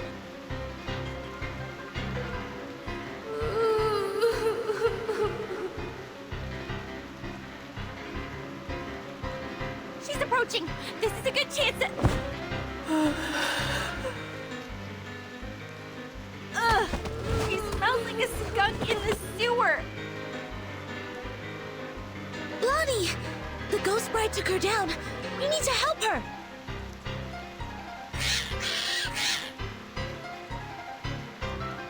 Not good. The critters are coming around again.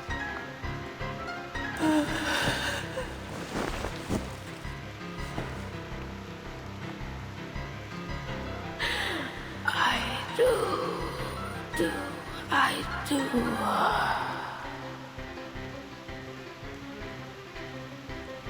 Hey, Blondie! If you want to survive, leave that ring alone!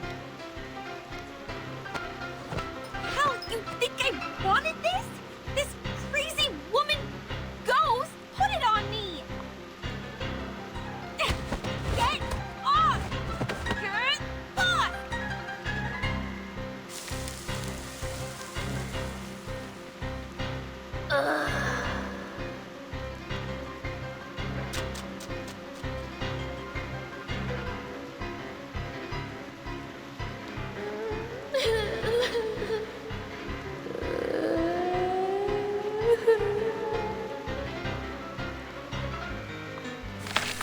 Damn! Corimpa can summon more critters! They are going out from the ground!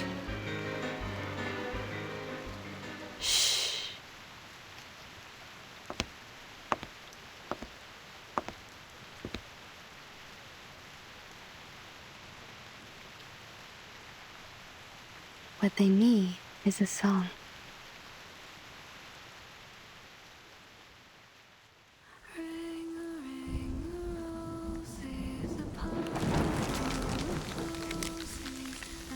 This is Miss Tooth Fairy singing. Miss Tooth Fairy, behind you! Jeez, what on earth is that? What is it, do you think? Of course! A good surprise!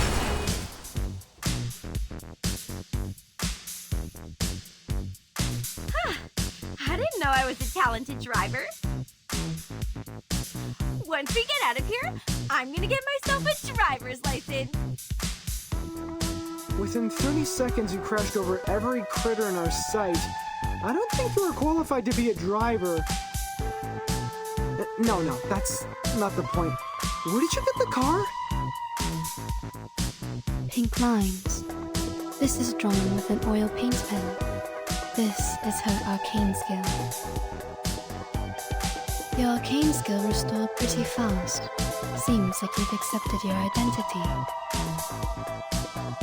Maybe that, or maybe because I retrieved this diary. I feel something has changed inside me, making me a bit hyped. A good try. Please keep up with the feeling. That song you just sang, can I take it as a gift? You mean... Well, you still owe me a song. Please, I want a song from you. Sure, take it as a gift. For making progress in life, and for your courage to embrace who you truly are. Thanks.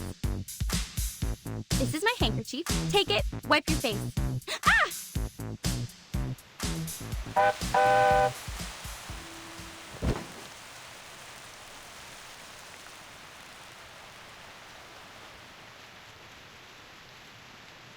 Did you just get a bit woozy from putting up a big scene to the rescue? I didn't. Okay, yeah, What are you doing? I know the rules of social courtesy. You just saved my life, so I won't embarrass you by telling others you just overestimated your ability.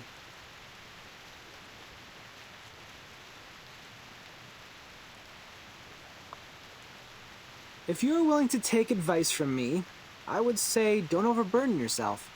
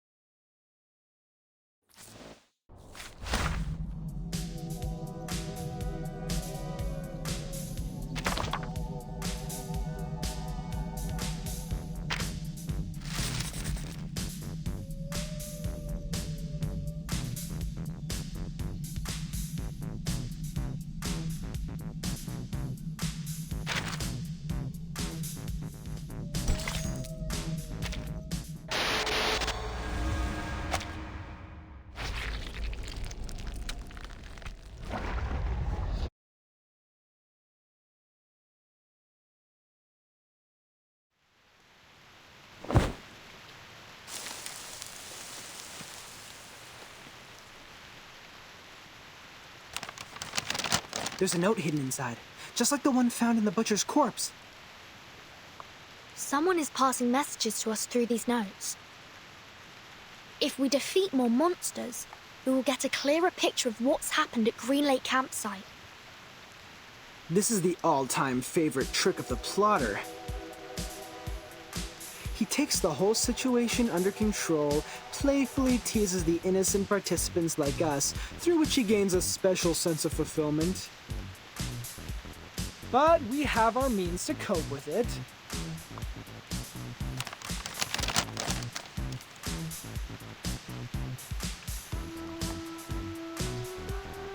The ring brought us a putrefied ghost bride. Then we got the book, the pillbox, the weird samples. Every item from the attic comes from a monster we just confronted. Touching the forbidden and the misfortune will befall you. We can find stories of this kind in many civilizations. But what if we used to fight back? Not to wait for the monsters, but summon them to us. Exactly! If you want, we can select which ones to summon first. If you carefully look into each of these, you will find that these items have a lot to tell us. If we plan their arrivals and predict their weaknesses in advance, victory will absolutely be ours. A risky strategy, but could be equally beneficial. However we decide to do this, it's always better to take action before our enemy does. Horrorpedia, how likely is it for you to get their weaknesses right? Almost 100%. If one Horrorpedia is not enough, we have one more creative Miss Horrorpedia here as backup. You can't be talking about me. Of course you! You're erudite and experienced in horror movies.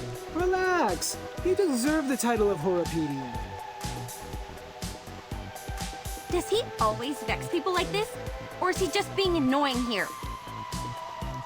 Mr. Horrorpedia is not a bad person. He's just a bit unconventional. There's no doubt this is the craziest carnival ever! The delirious fog, the attic filled with curses, the rainy night and the countless monsters.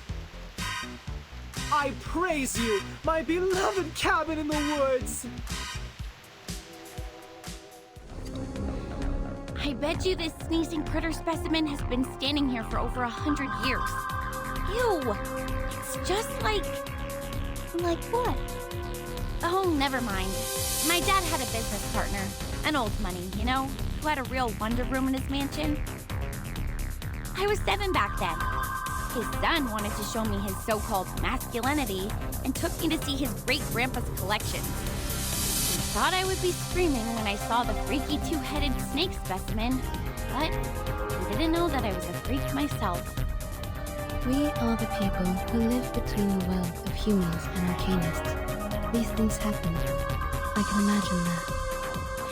Anyway, at least I got to point out that his teeth were chattering and that made him cry. That was fun. Totally worth the scolding from my father. Think of it that way. It's not that bad to be a freak. Who knows? Maybe. I'm glad you say so. Watch out. They're coming. Put that aside. Tell us the story you wrote about that specimen. You must have written one about it, right?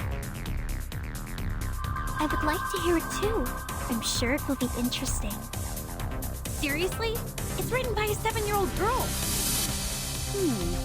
Maybe someday I'll make it a film. Those losers who want to brag about their masculinity in front of girls will wet their pants in the theater. Before that, someone get that note out of those things. For the record, I won't lay a single finger on it. Watch your fingers, Miss Burton. A rusted knife is even more dangerous. Thanks for noticing, Miss Tooth Fairy. If this thing has something to do with the butcher, we may predict his weakness through it. You're getting better and better at this, Burton. A simple logical deduction plus some movie knowledge.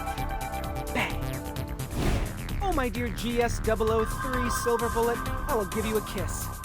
By the way, did I mention that it actually doesn't include any silver? I barely had any chances to test it. You know, no field missions, let alone a real spiritual body to be my lab rat. I could only analyze their information, predict their action patterns, and ask for a little help from Laplace. Look how my bullets penetrate those ghost critters' heads just now. You do know that nobody gives a rat's ass about your bang-bang ghost shooting lecture, right? After watching a film, haven't you had that what if I were the heroine fantasy? Hey, be honest with yourself. You know you love them. Here, Burton, another note. Take it. The zombie bridegrooms. We've dealt with them. And their stinky smell. One more time? I've had enough. Be patient, Blondie. You can always run over them with your vehicle. We're getting closer to the truth. Stay alert, everyone. I don't want to bring my medical kits out at the funeral. The words written on this love letter are smudged by rain. I wish I could read them. It's more of an arcane gadget symbolizing a tragic love story. The only purpose is to hold a curse ritual. To fake an event record is simple, but to create a poem, I assume the one behind all these is not able to do that. I agree, Miss Tooth Fairy. Please take this note, Timekeeper. I'm looking forward to your deduction. Good. This should be the last note. Burton, these are all the notes we can find in the backyard. I just checked on Jennifer and Sonetto. They're still looking for more, but this shouldn't take them much longer. Thank you for your update. Except that... Burton, can I ask you a question? Sure, please. Do you have any wishes?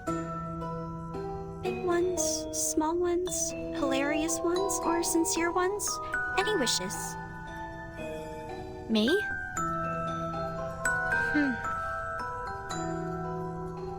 I think... I currently don't have any wishes. Not even for the most trivial things? Like candies, a good rest, or a soft bed? My life is good enough without them. You look pretty shocked. Have they all told you what they want? Yes. Jennifer wants a soft bed and a hot tub. Mr. Horrorpedia wants a cup of coffee or a gum. Miss Tooth Fairy wants a collection of critter teeth. And Sonetto. Yeah? She wants a toffee. She said she wants to taste it properly this time, for she has never really paid attention to the flavor. Once we get out of here, their wishes will soon come true. How about you, Anne? What do you wish to get?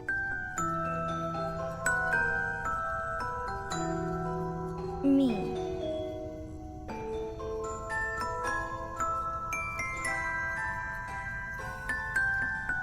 It is a secret. I can't tell you now. But I will get you some presents. I don't have many friends, and I really like you.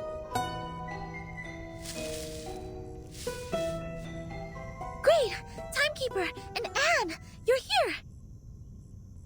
We have found every piece of information we can. We can start cross-examining them any minute. I get it. Let's go back. Have you noticed? Noticed what?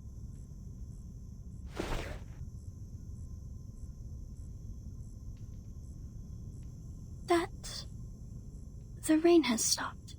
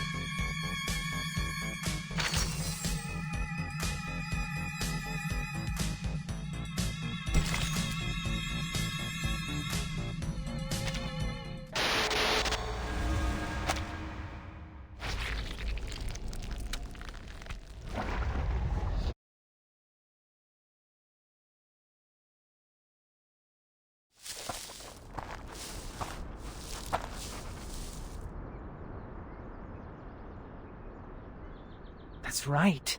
This is where all the stories are leading to.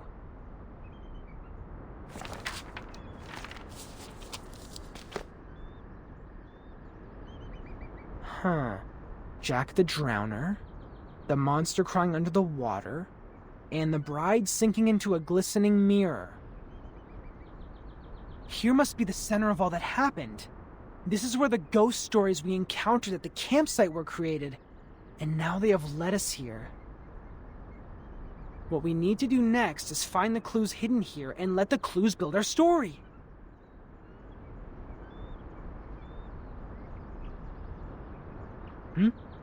What's wrong, Blondie? When we arrived here, was there...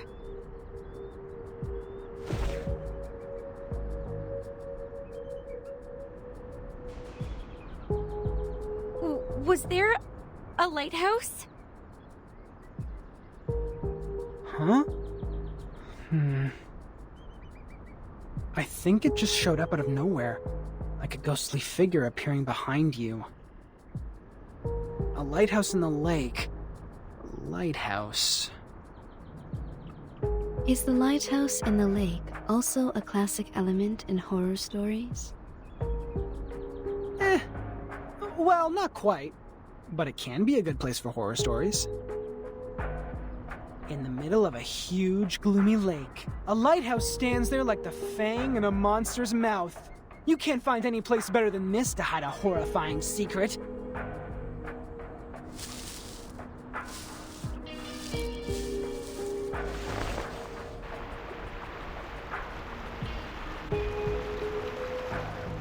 And there's even a boat here. You should know that a campsite horror movie couldn't exist without a little boat. You're just not afraid of being killed, are you?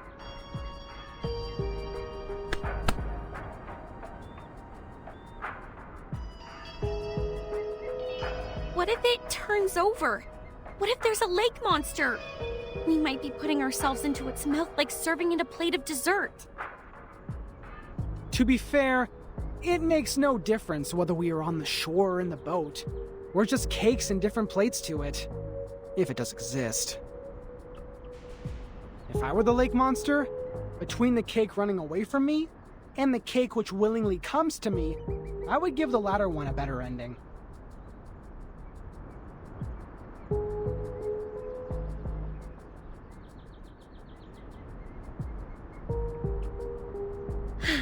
All right. If I have to be eaten like a cake, I prefer to be the cake that has more control over its death. Get into the boat then. Let's head to the lighthouse.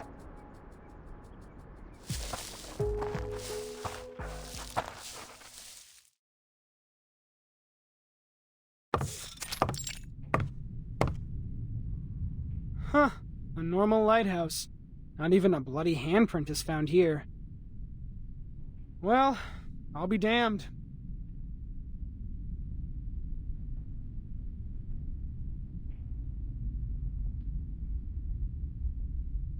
The reality is not as sensational as the stories.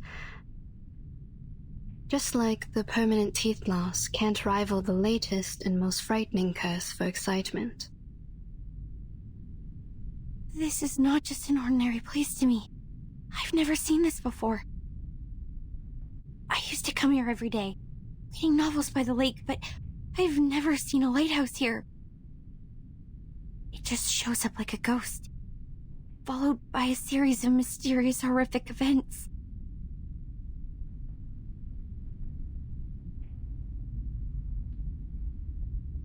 Timekeeper, please come and take a look at this.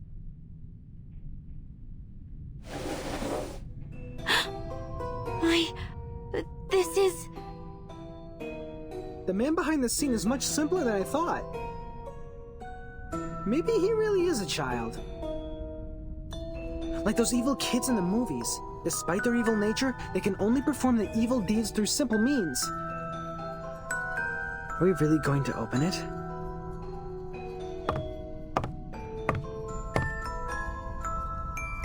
We'll have to open it, according to the note. I am saying this is obviously a curse. A lighthouse, a strange lake, a fishing net, and a wooden box. Rub it 3 times, blow and unveil it. What comes out of it is definitely not a genie offering us 3 wishes. We have dealt with more curses in the past 2 hours than many people do in their entire life. If it is a curse, then it is a curse prepared for us.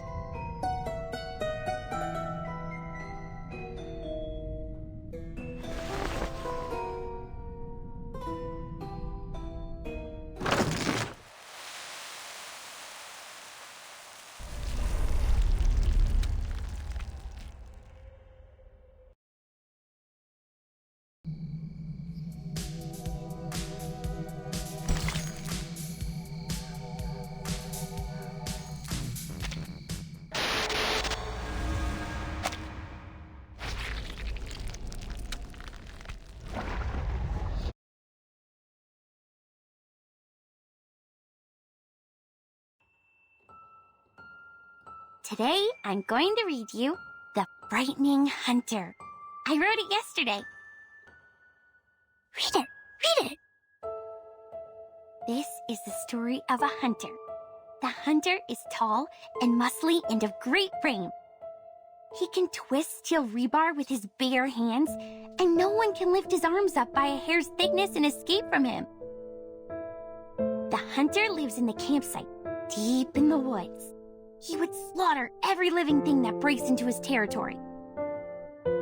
One day, a group of college students came into the forest. They enjoyed their time there, drinking and dancing. When it comes to the night, the strongest of them disappeared. Oh, where did he go? The hunter killed him! He hung the boy's head on the tree and turned to the girl with the blonde hair. Oh! She also soon breathed her last breath. The third victim is the clumsy short guy, followed by the nerdy tall guy. At last, the hunter came up to our protagonist, the kind, naive girl.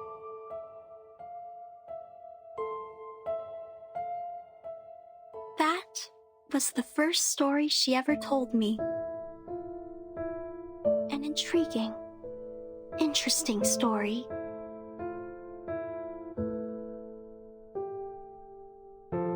This is the story of Jessica. How nice, you're here again. It's been a month since you last showed up here. Just like the character we've seen in the movies, she's a kind, introvert, virtuous girl. Friends of hers took her to a beautiful campsite next to a lovely lake. This would be the perfect place for a swimsuit party. You've grown taller. Can you get up so I can see better? What they didn't know is that deep in the water, a defeated, evil army is in hiding. Why are you frowning? Countless demonic war beasts were roaring relentlessly to be unleashed, and an evil plan has been hatched. A massacre was about to take place. What can I do to make you feel better, Jennifer? Yes, a nightmare indeed. Jessica ran as fast as she could, kept pushing herself to go faster and faster until her ankles could not support one more sprint and she rolled into a muddy pond.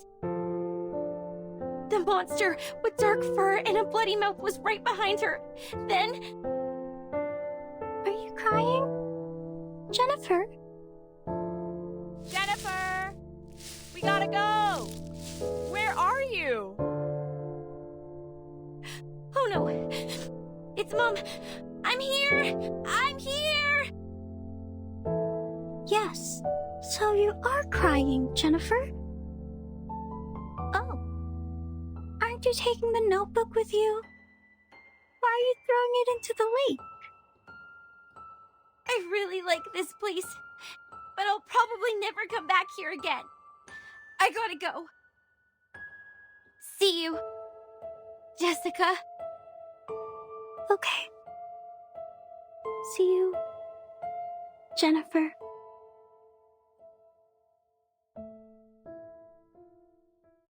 That was the last story she told. I didn't understand what she meant by see you, for she has never actually seen me. After that, I also haven't seen her for a long time. Feels like for ages. I went through every corner of the campsite and collected every item I could possibly find, making stories out of them, one after another. But who is there to tell? There's no one in the woods anymore. At first, I spent my days with my furry friends. They were my loyal listeners, and I taught them how to act and behave like the monsters in the stories. We played the stories one after another. It was great fun. But the stories got old. No exceptions. This is when those young people came into the woods, like the protagonist in our stories. They arrived with their friends, and each of them have different relationships with one another. We had a good time, but I would think about Jennifer a lot. When I started to believe that I will never see her again, she's back. She came back with many people who I have never met before, as well as a camera that I have never seen. She was here to make a movie, which is a word I used to hear a lot from her. I understand it to be kind of a story that could be stored in a box. I'm glad that she's still passionate about horror movies, like what I have been feeling in all these years. They were short of one actress, and I know what that word means. A brilliant idea came to my mind. I joined them. I was like the monster in the stories that hides in the group. She will be so surprised when she finds out what I did. However, an accident happened. There were other people in the forest. Oh, misfortune. What a misfortune. Jennifer was upset. She got into a fight with a strange man. I called upon the rain, bringing these people into my story too. They accomplished a good story. The man who knows a lot about horror movies, the woman who is always calm, the woman who seems strange, and the woman who smells like a puppy. They are all very interesting people.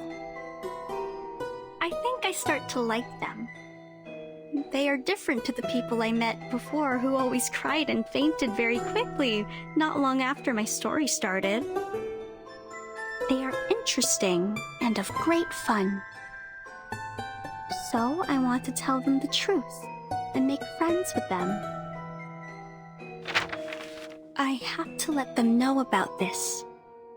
That my real name was never Anne. It's Jessica.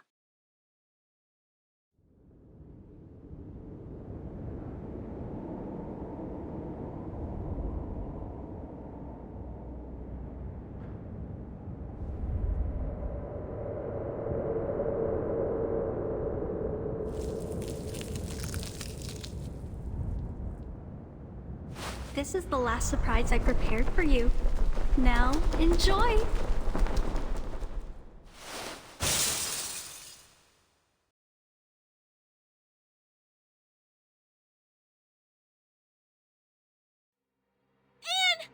She jumped! Blondie, watch out for the critters!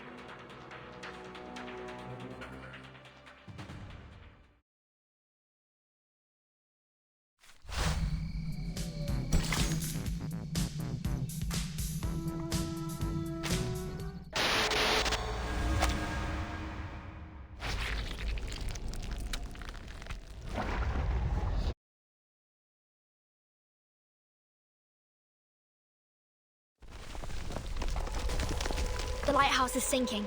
Everyone move and leave now. And she was the last girl. She was our only means to survive in this horror story, and we have lost her. No, she was never with us.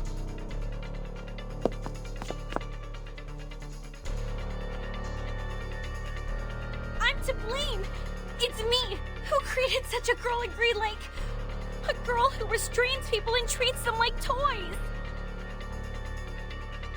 Calm down, Blondie, calm down. I can't.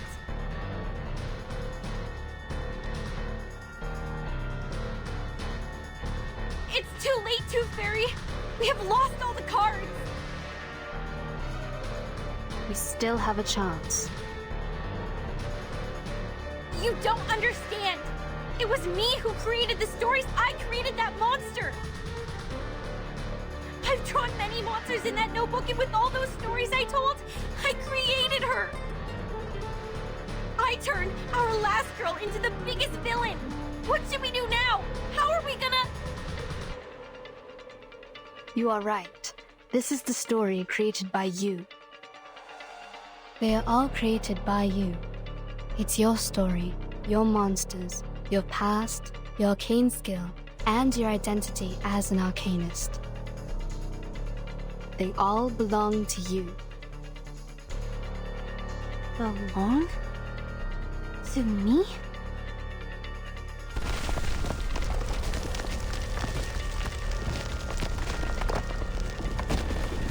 The monster born in the bottom of the lake, the butcher, and the pathetic bride, they all came from you. It was you who taught Jessica how to make a story, how to create all of this. She created them all, but you endowed her with such ability. She's the creator of these, and you are the creator of the creator.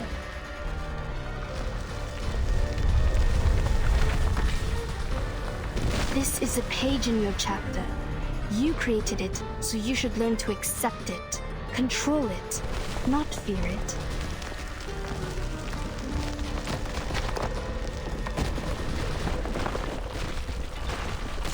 Don't run away, but face it.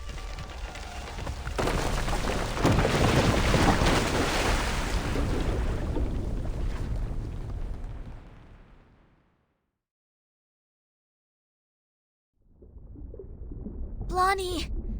Timekeeper!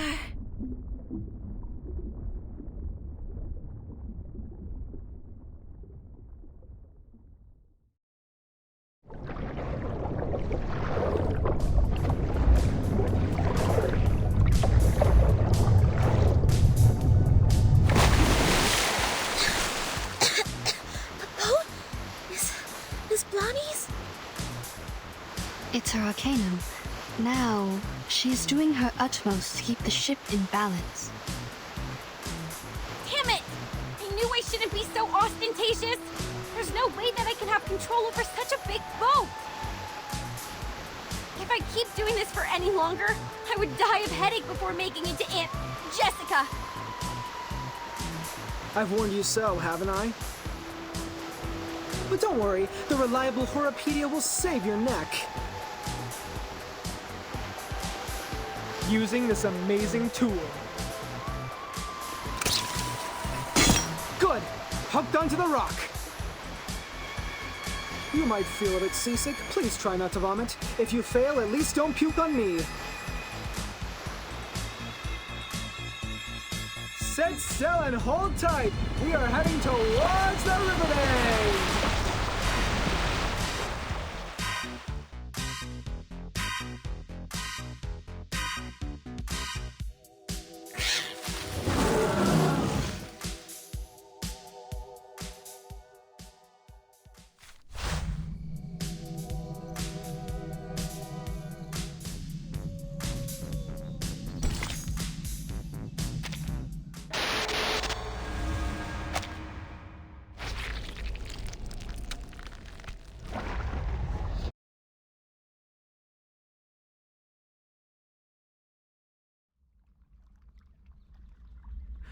Honestly, can't we just show her our sincerity and care?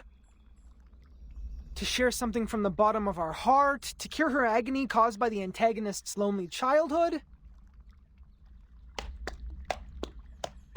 Oh, there she is.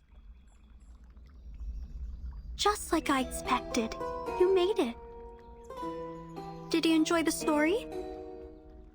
Oh, I didn't give you any background information in advance. But it's okay. You will see a familiar face or two.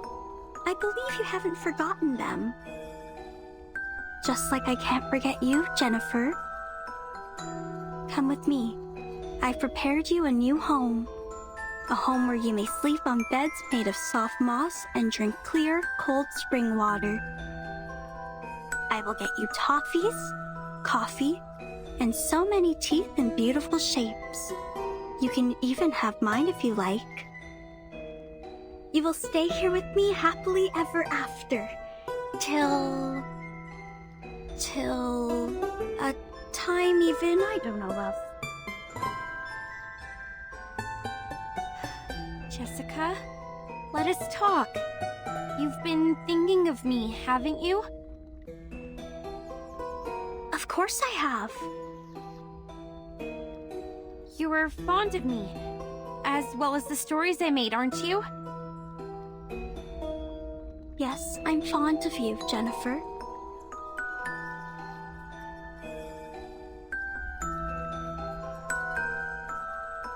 Do you want to make me happy?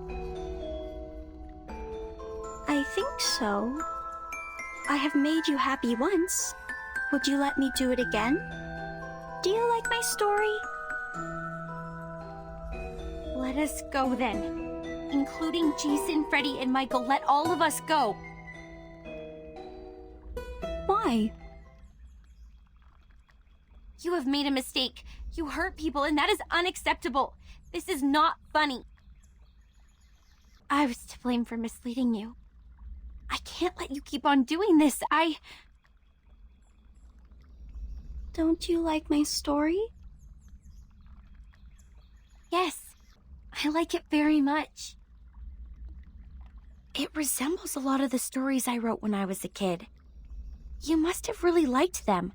So much that you would remember them, as well as me, for such a long time. I will not leave you alone again. I'll come back for you. Every year.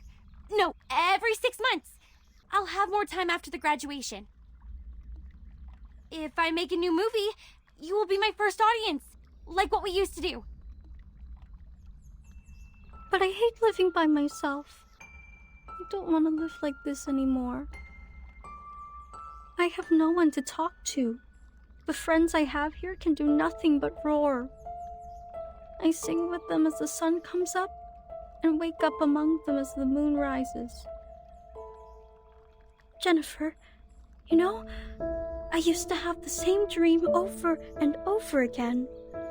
A forest and a grassland, not in Green Lake, nor any places that I know of.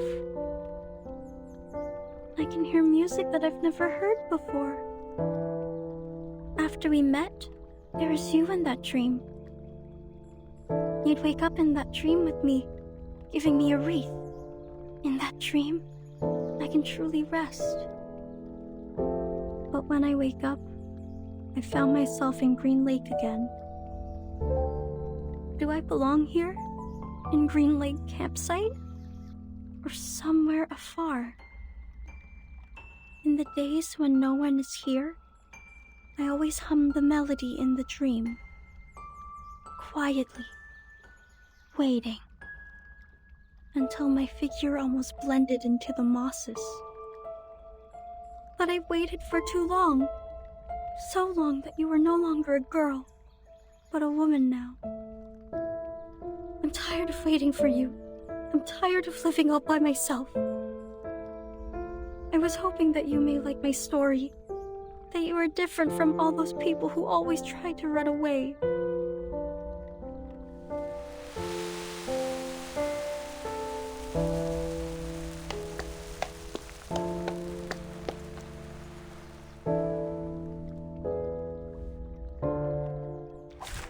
Everyone would leave in the end, but I don't want that to happen again.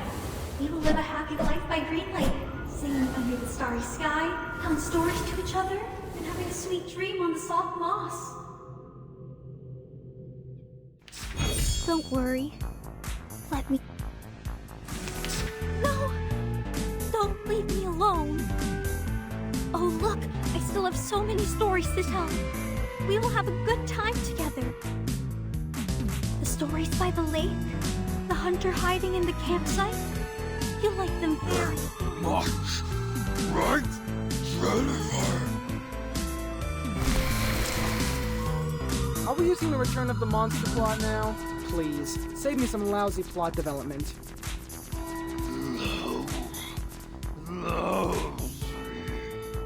What does lousy mean?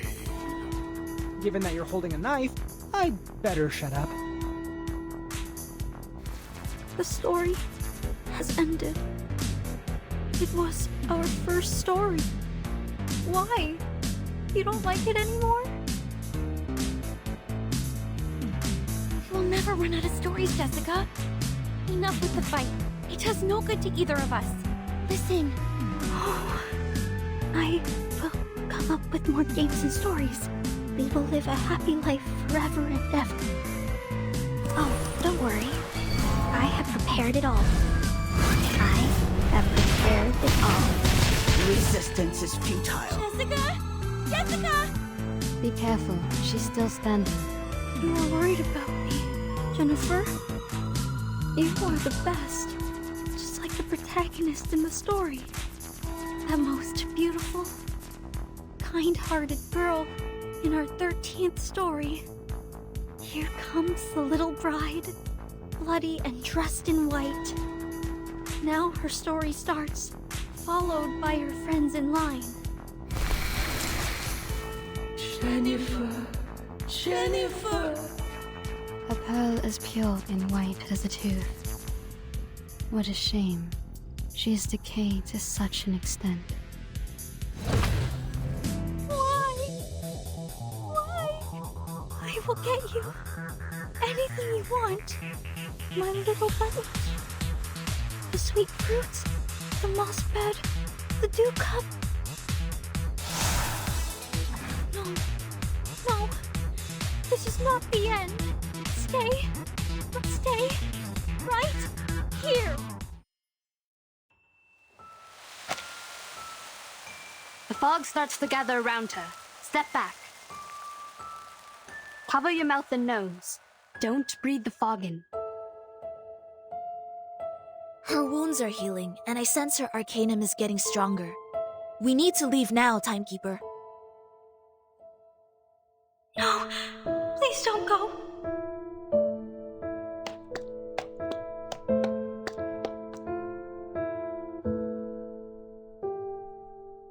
Please stay here. I will get you the best beds, honey, and fruits. I will search for foods for you. I will take the responsibility to take care of you. Jessica, we will not stay. Now listen to me carefully. No, I hate living alone. Well, come with me. I will get you a beautiful house, much better than the one you have here. I will show you around restaurants, shopping malls, and discos. We can have fun in so many places. I will also get you a room right in our house. I don't care whether my parents allow this or not. Jennifer, I really want to be with you, but I don't want to leave here. I have no desire for the outside world. I will quickly reveal this true love of mine, and people will look at me as if I've done something wrong. I don't like that. I hate when my power gets weakened. I want you to stay here with me. If I say I could stay... Timekeeper! Jessica, if I stay, what will you get me, except for food and shelter? What else will you get me? Will you?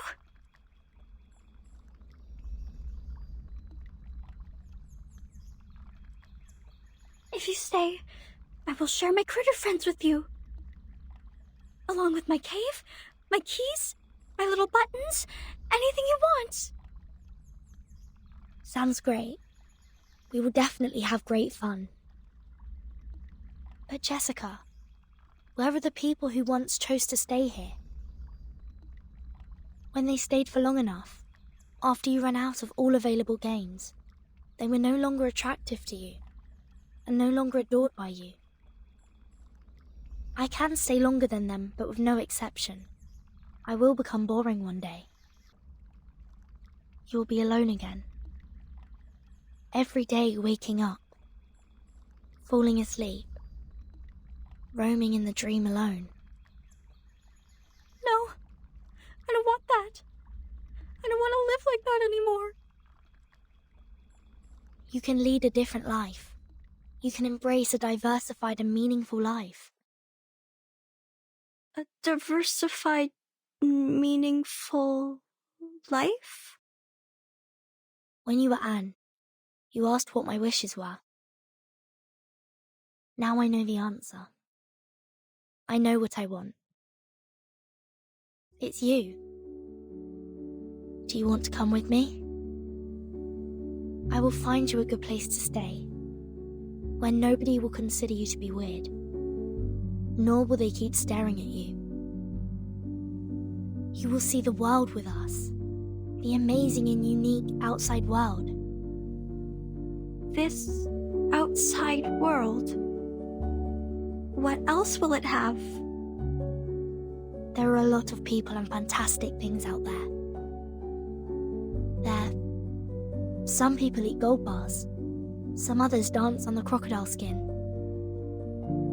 Some people ride a rocket, dashing into the sky, and eventually fall into an unknown zero-G. Even the grassland and the anonymous music in your dream, they truly exist in the outside world. If you are willing to come with me, you will have them all. Will you really take me to that place? Of course. Why would I trust you? I promise, with everything I can offer. Promise. I know that word. It means words that cannot be broken.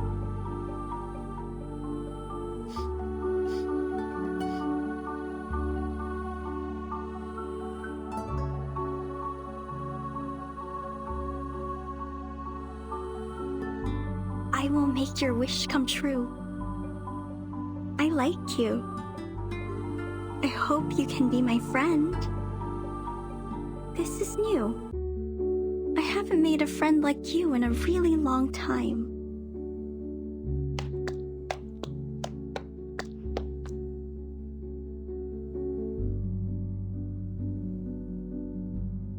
What's this? This is a gift to you. Press it. You will find out. I see.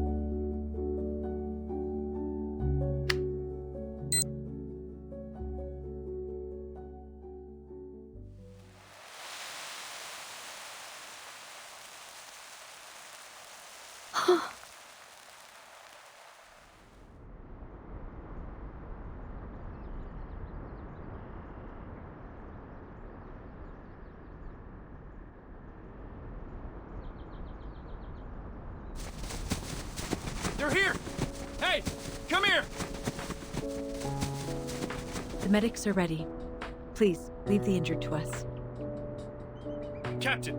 Captain! We found the target and are now carrying out the rescue. Over. There are no enemies here. Everyone here is a member of our squad. Please don't attack. Repeat, please don't attack. Oh, come on. Seriously? First we persuaded her with love and care, then we presented the Deus Ex Machina. Now we're doing this? This is the worst antagonist ever. Everything is so screwed. Commentators won't write anything nice for us. Well, if it were them to write the story, characters like me would always fail to live long enough to see the end. So I don't oppose to end this peacefully, but to end it like this... Aren't you happy? They did it, like what you said. Some emotional and comforting plots. Eventually, it shows us that love always wins. Miss Tooth Fairy, that was a joke. A joke to show you my sense of humor.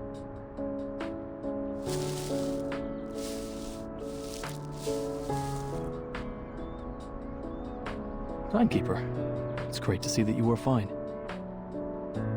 And Mr. Horopedia, Madam Z is waiting for you in the car outside the woods. Please, come with us. What? Madam Z? She's here? Oh! Ah, my wounds! Ah, how painful! Medics! Where are the medics? What are these? People from the outside world. Don't worry, they won't hurt you. You might receive some training for a period. It might be a bit boring. I promise it won't last too long.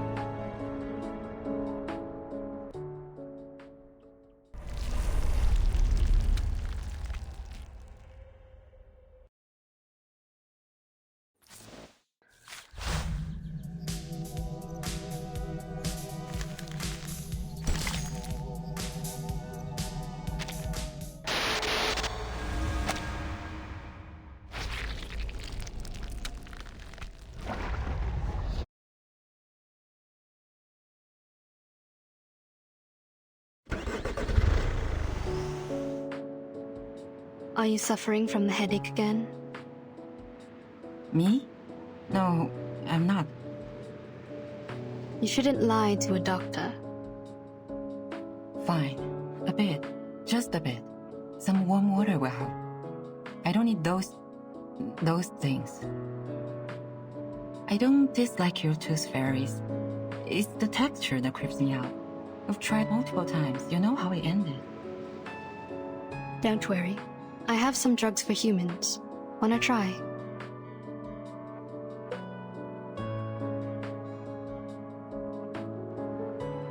Oh, that's surprising. Thank you.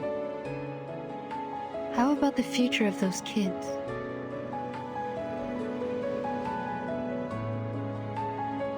Are you talking about the dear girl or Joshua the troublemaker?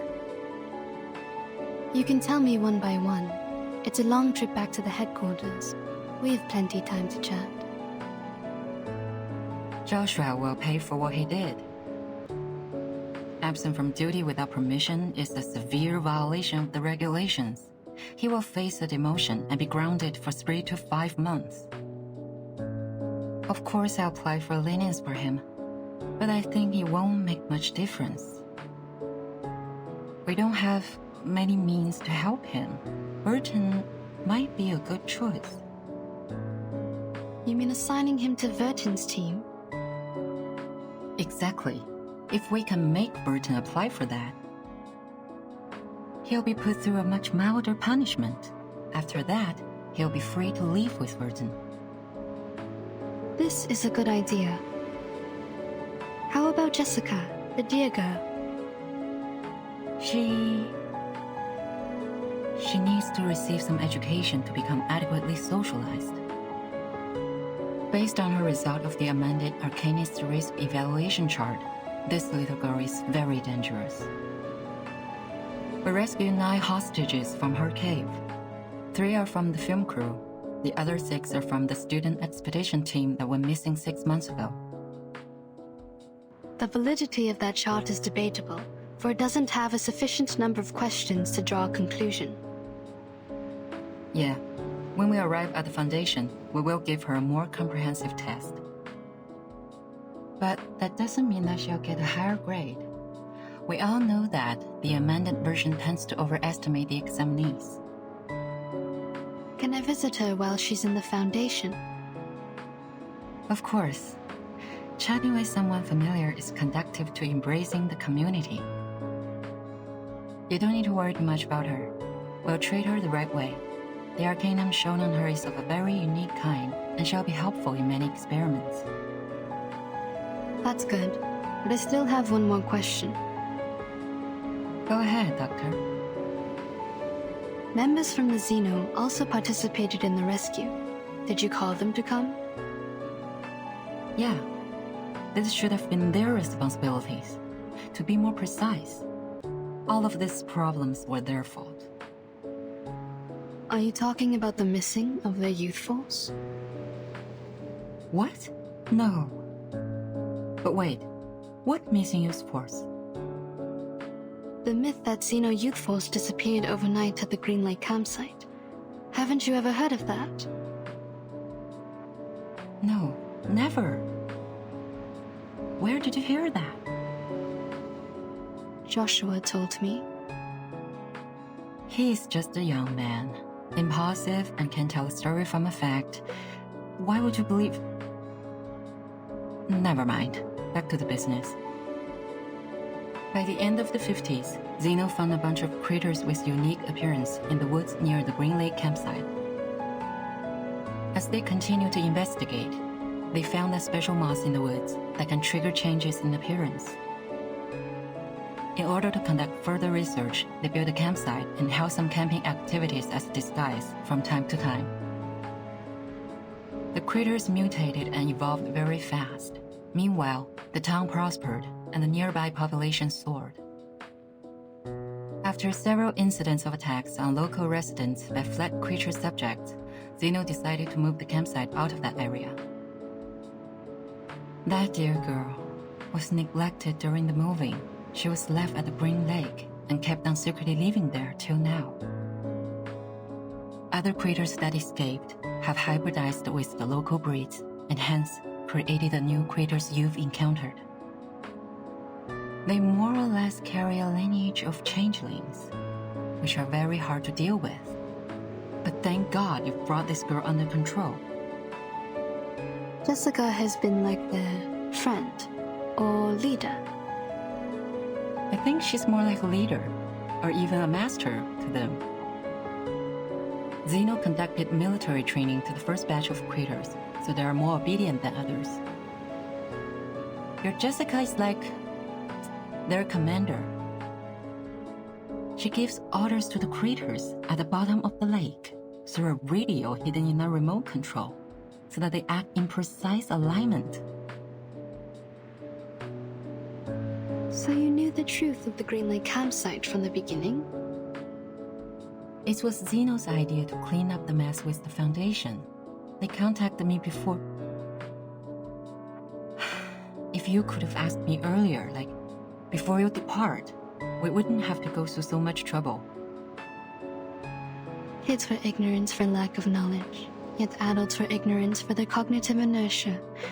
In a story where truth and falsity are mingled together, it is hard to tell which is which. What did you say? Nothing important. Have you heard of what happened to my brother? Huh? Your brother? What happened to him? Do you know how his teeth disappear? I don't want to offend anyone, but wasn't it because of the curse of the tooth fairies? What? What are you laughing at? Nah, nothing. As for my brother, I will tell you more later. Hush now. Give me my camera.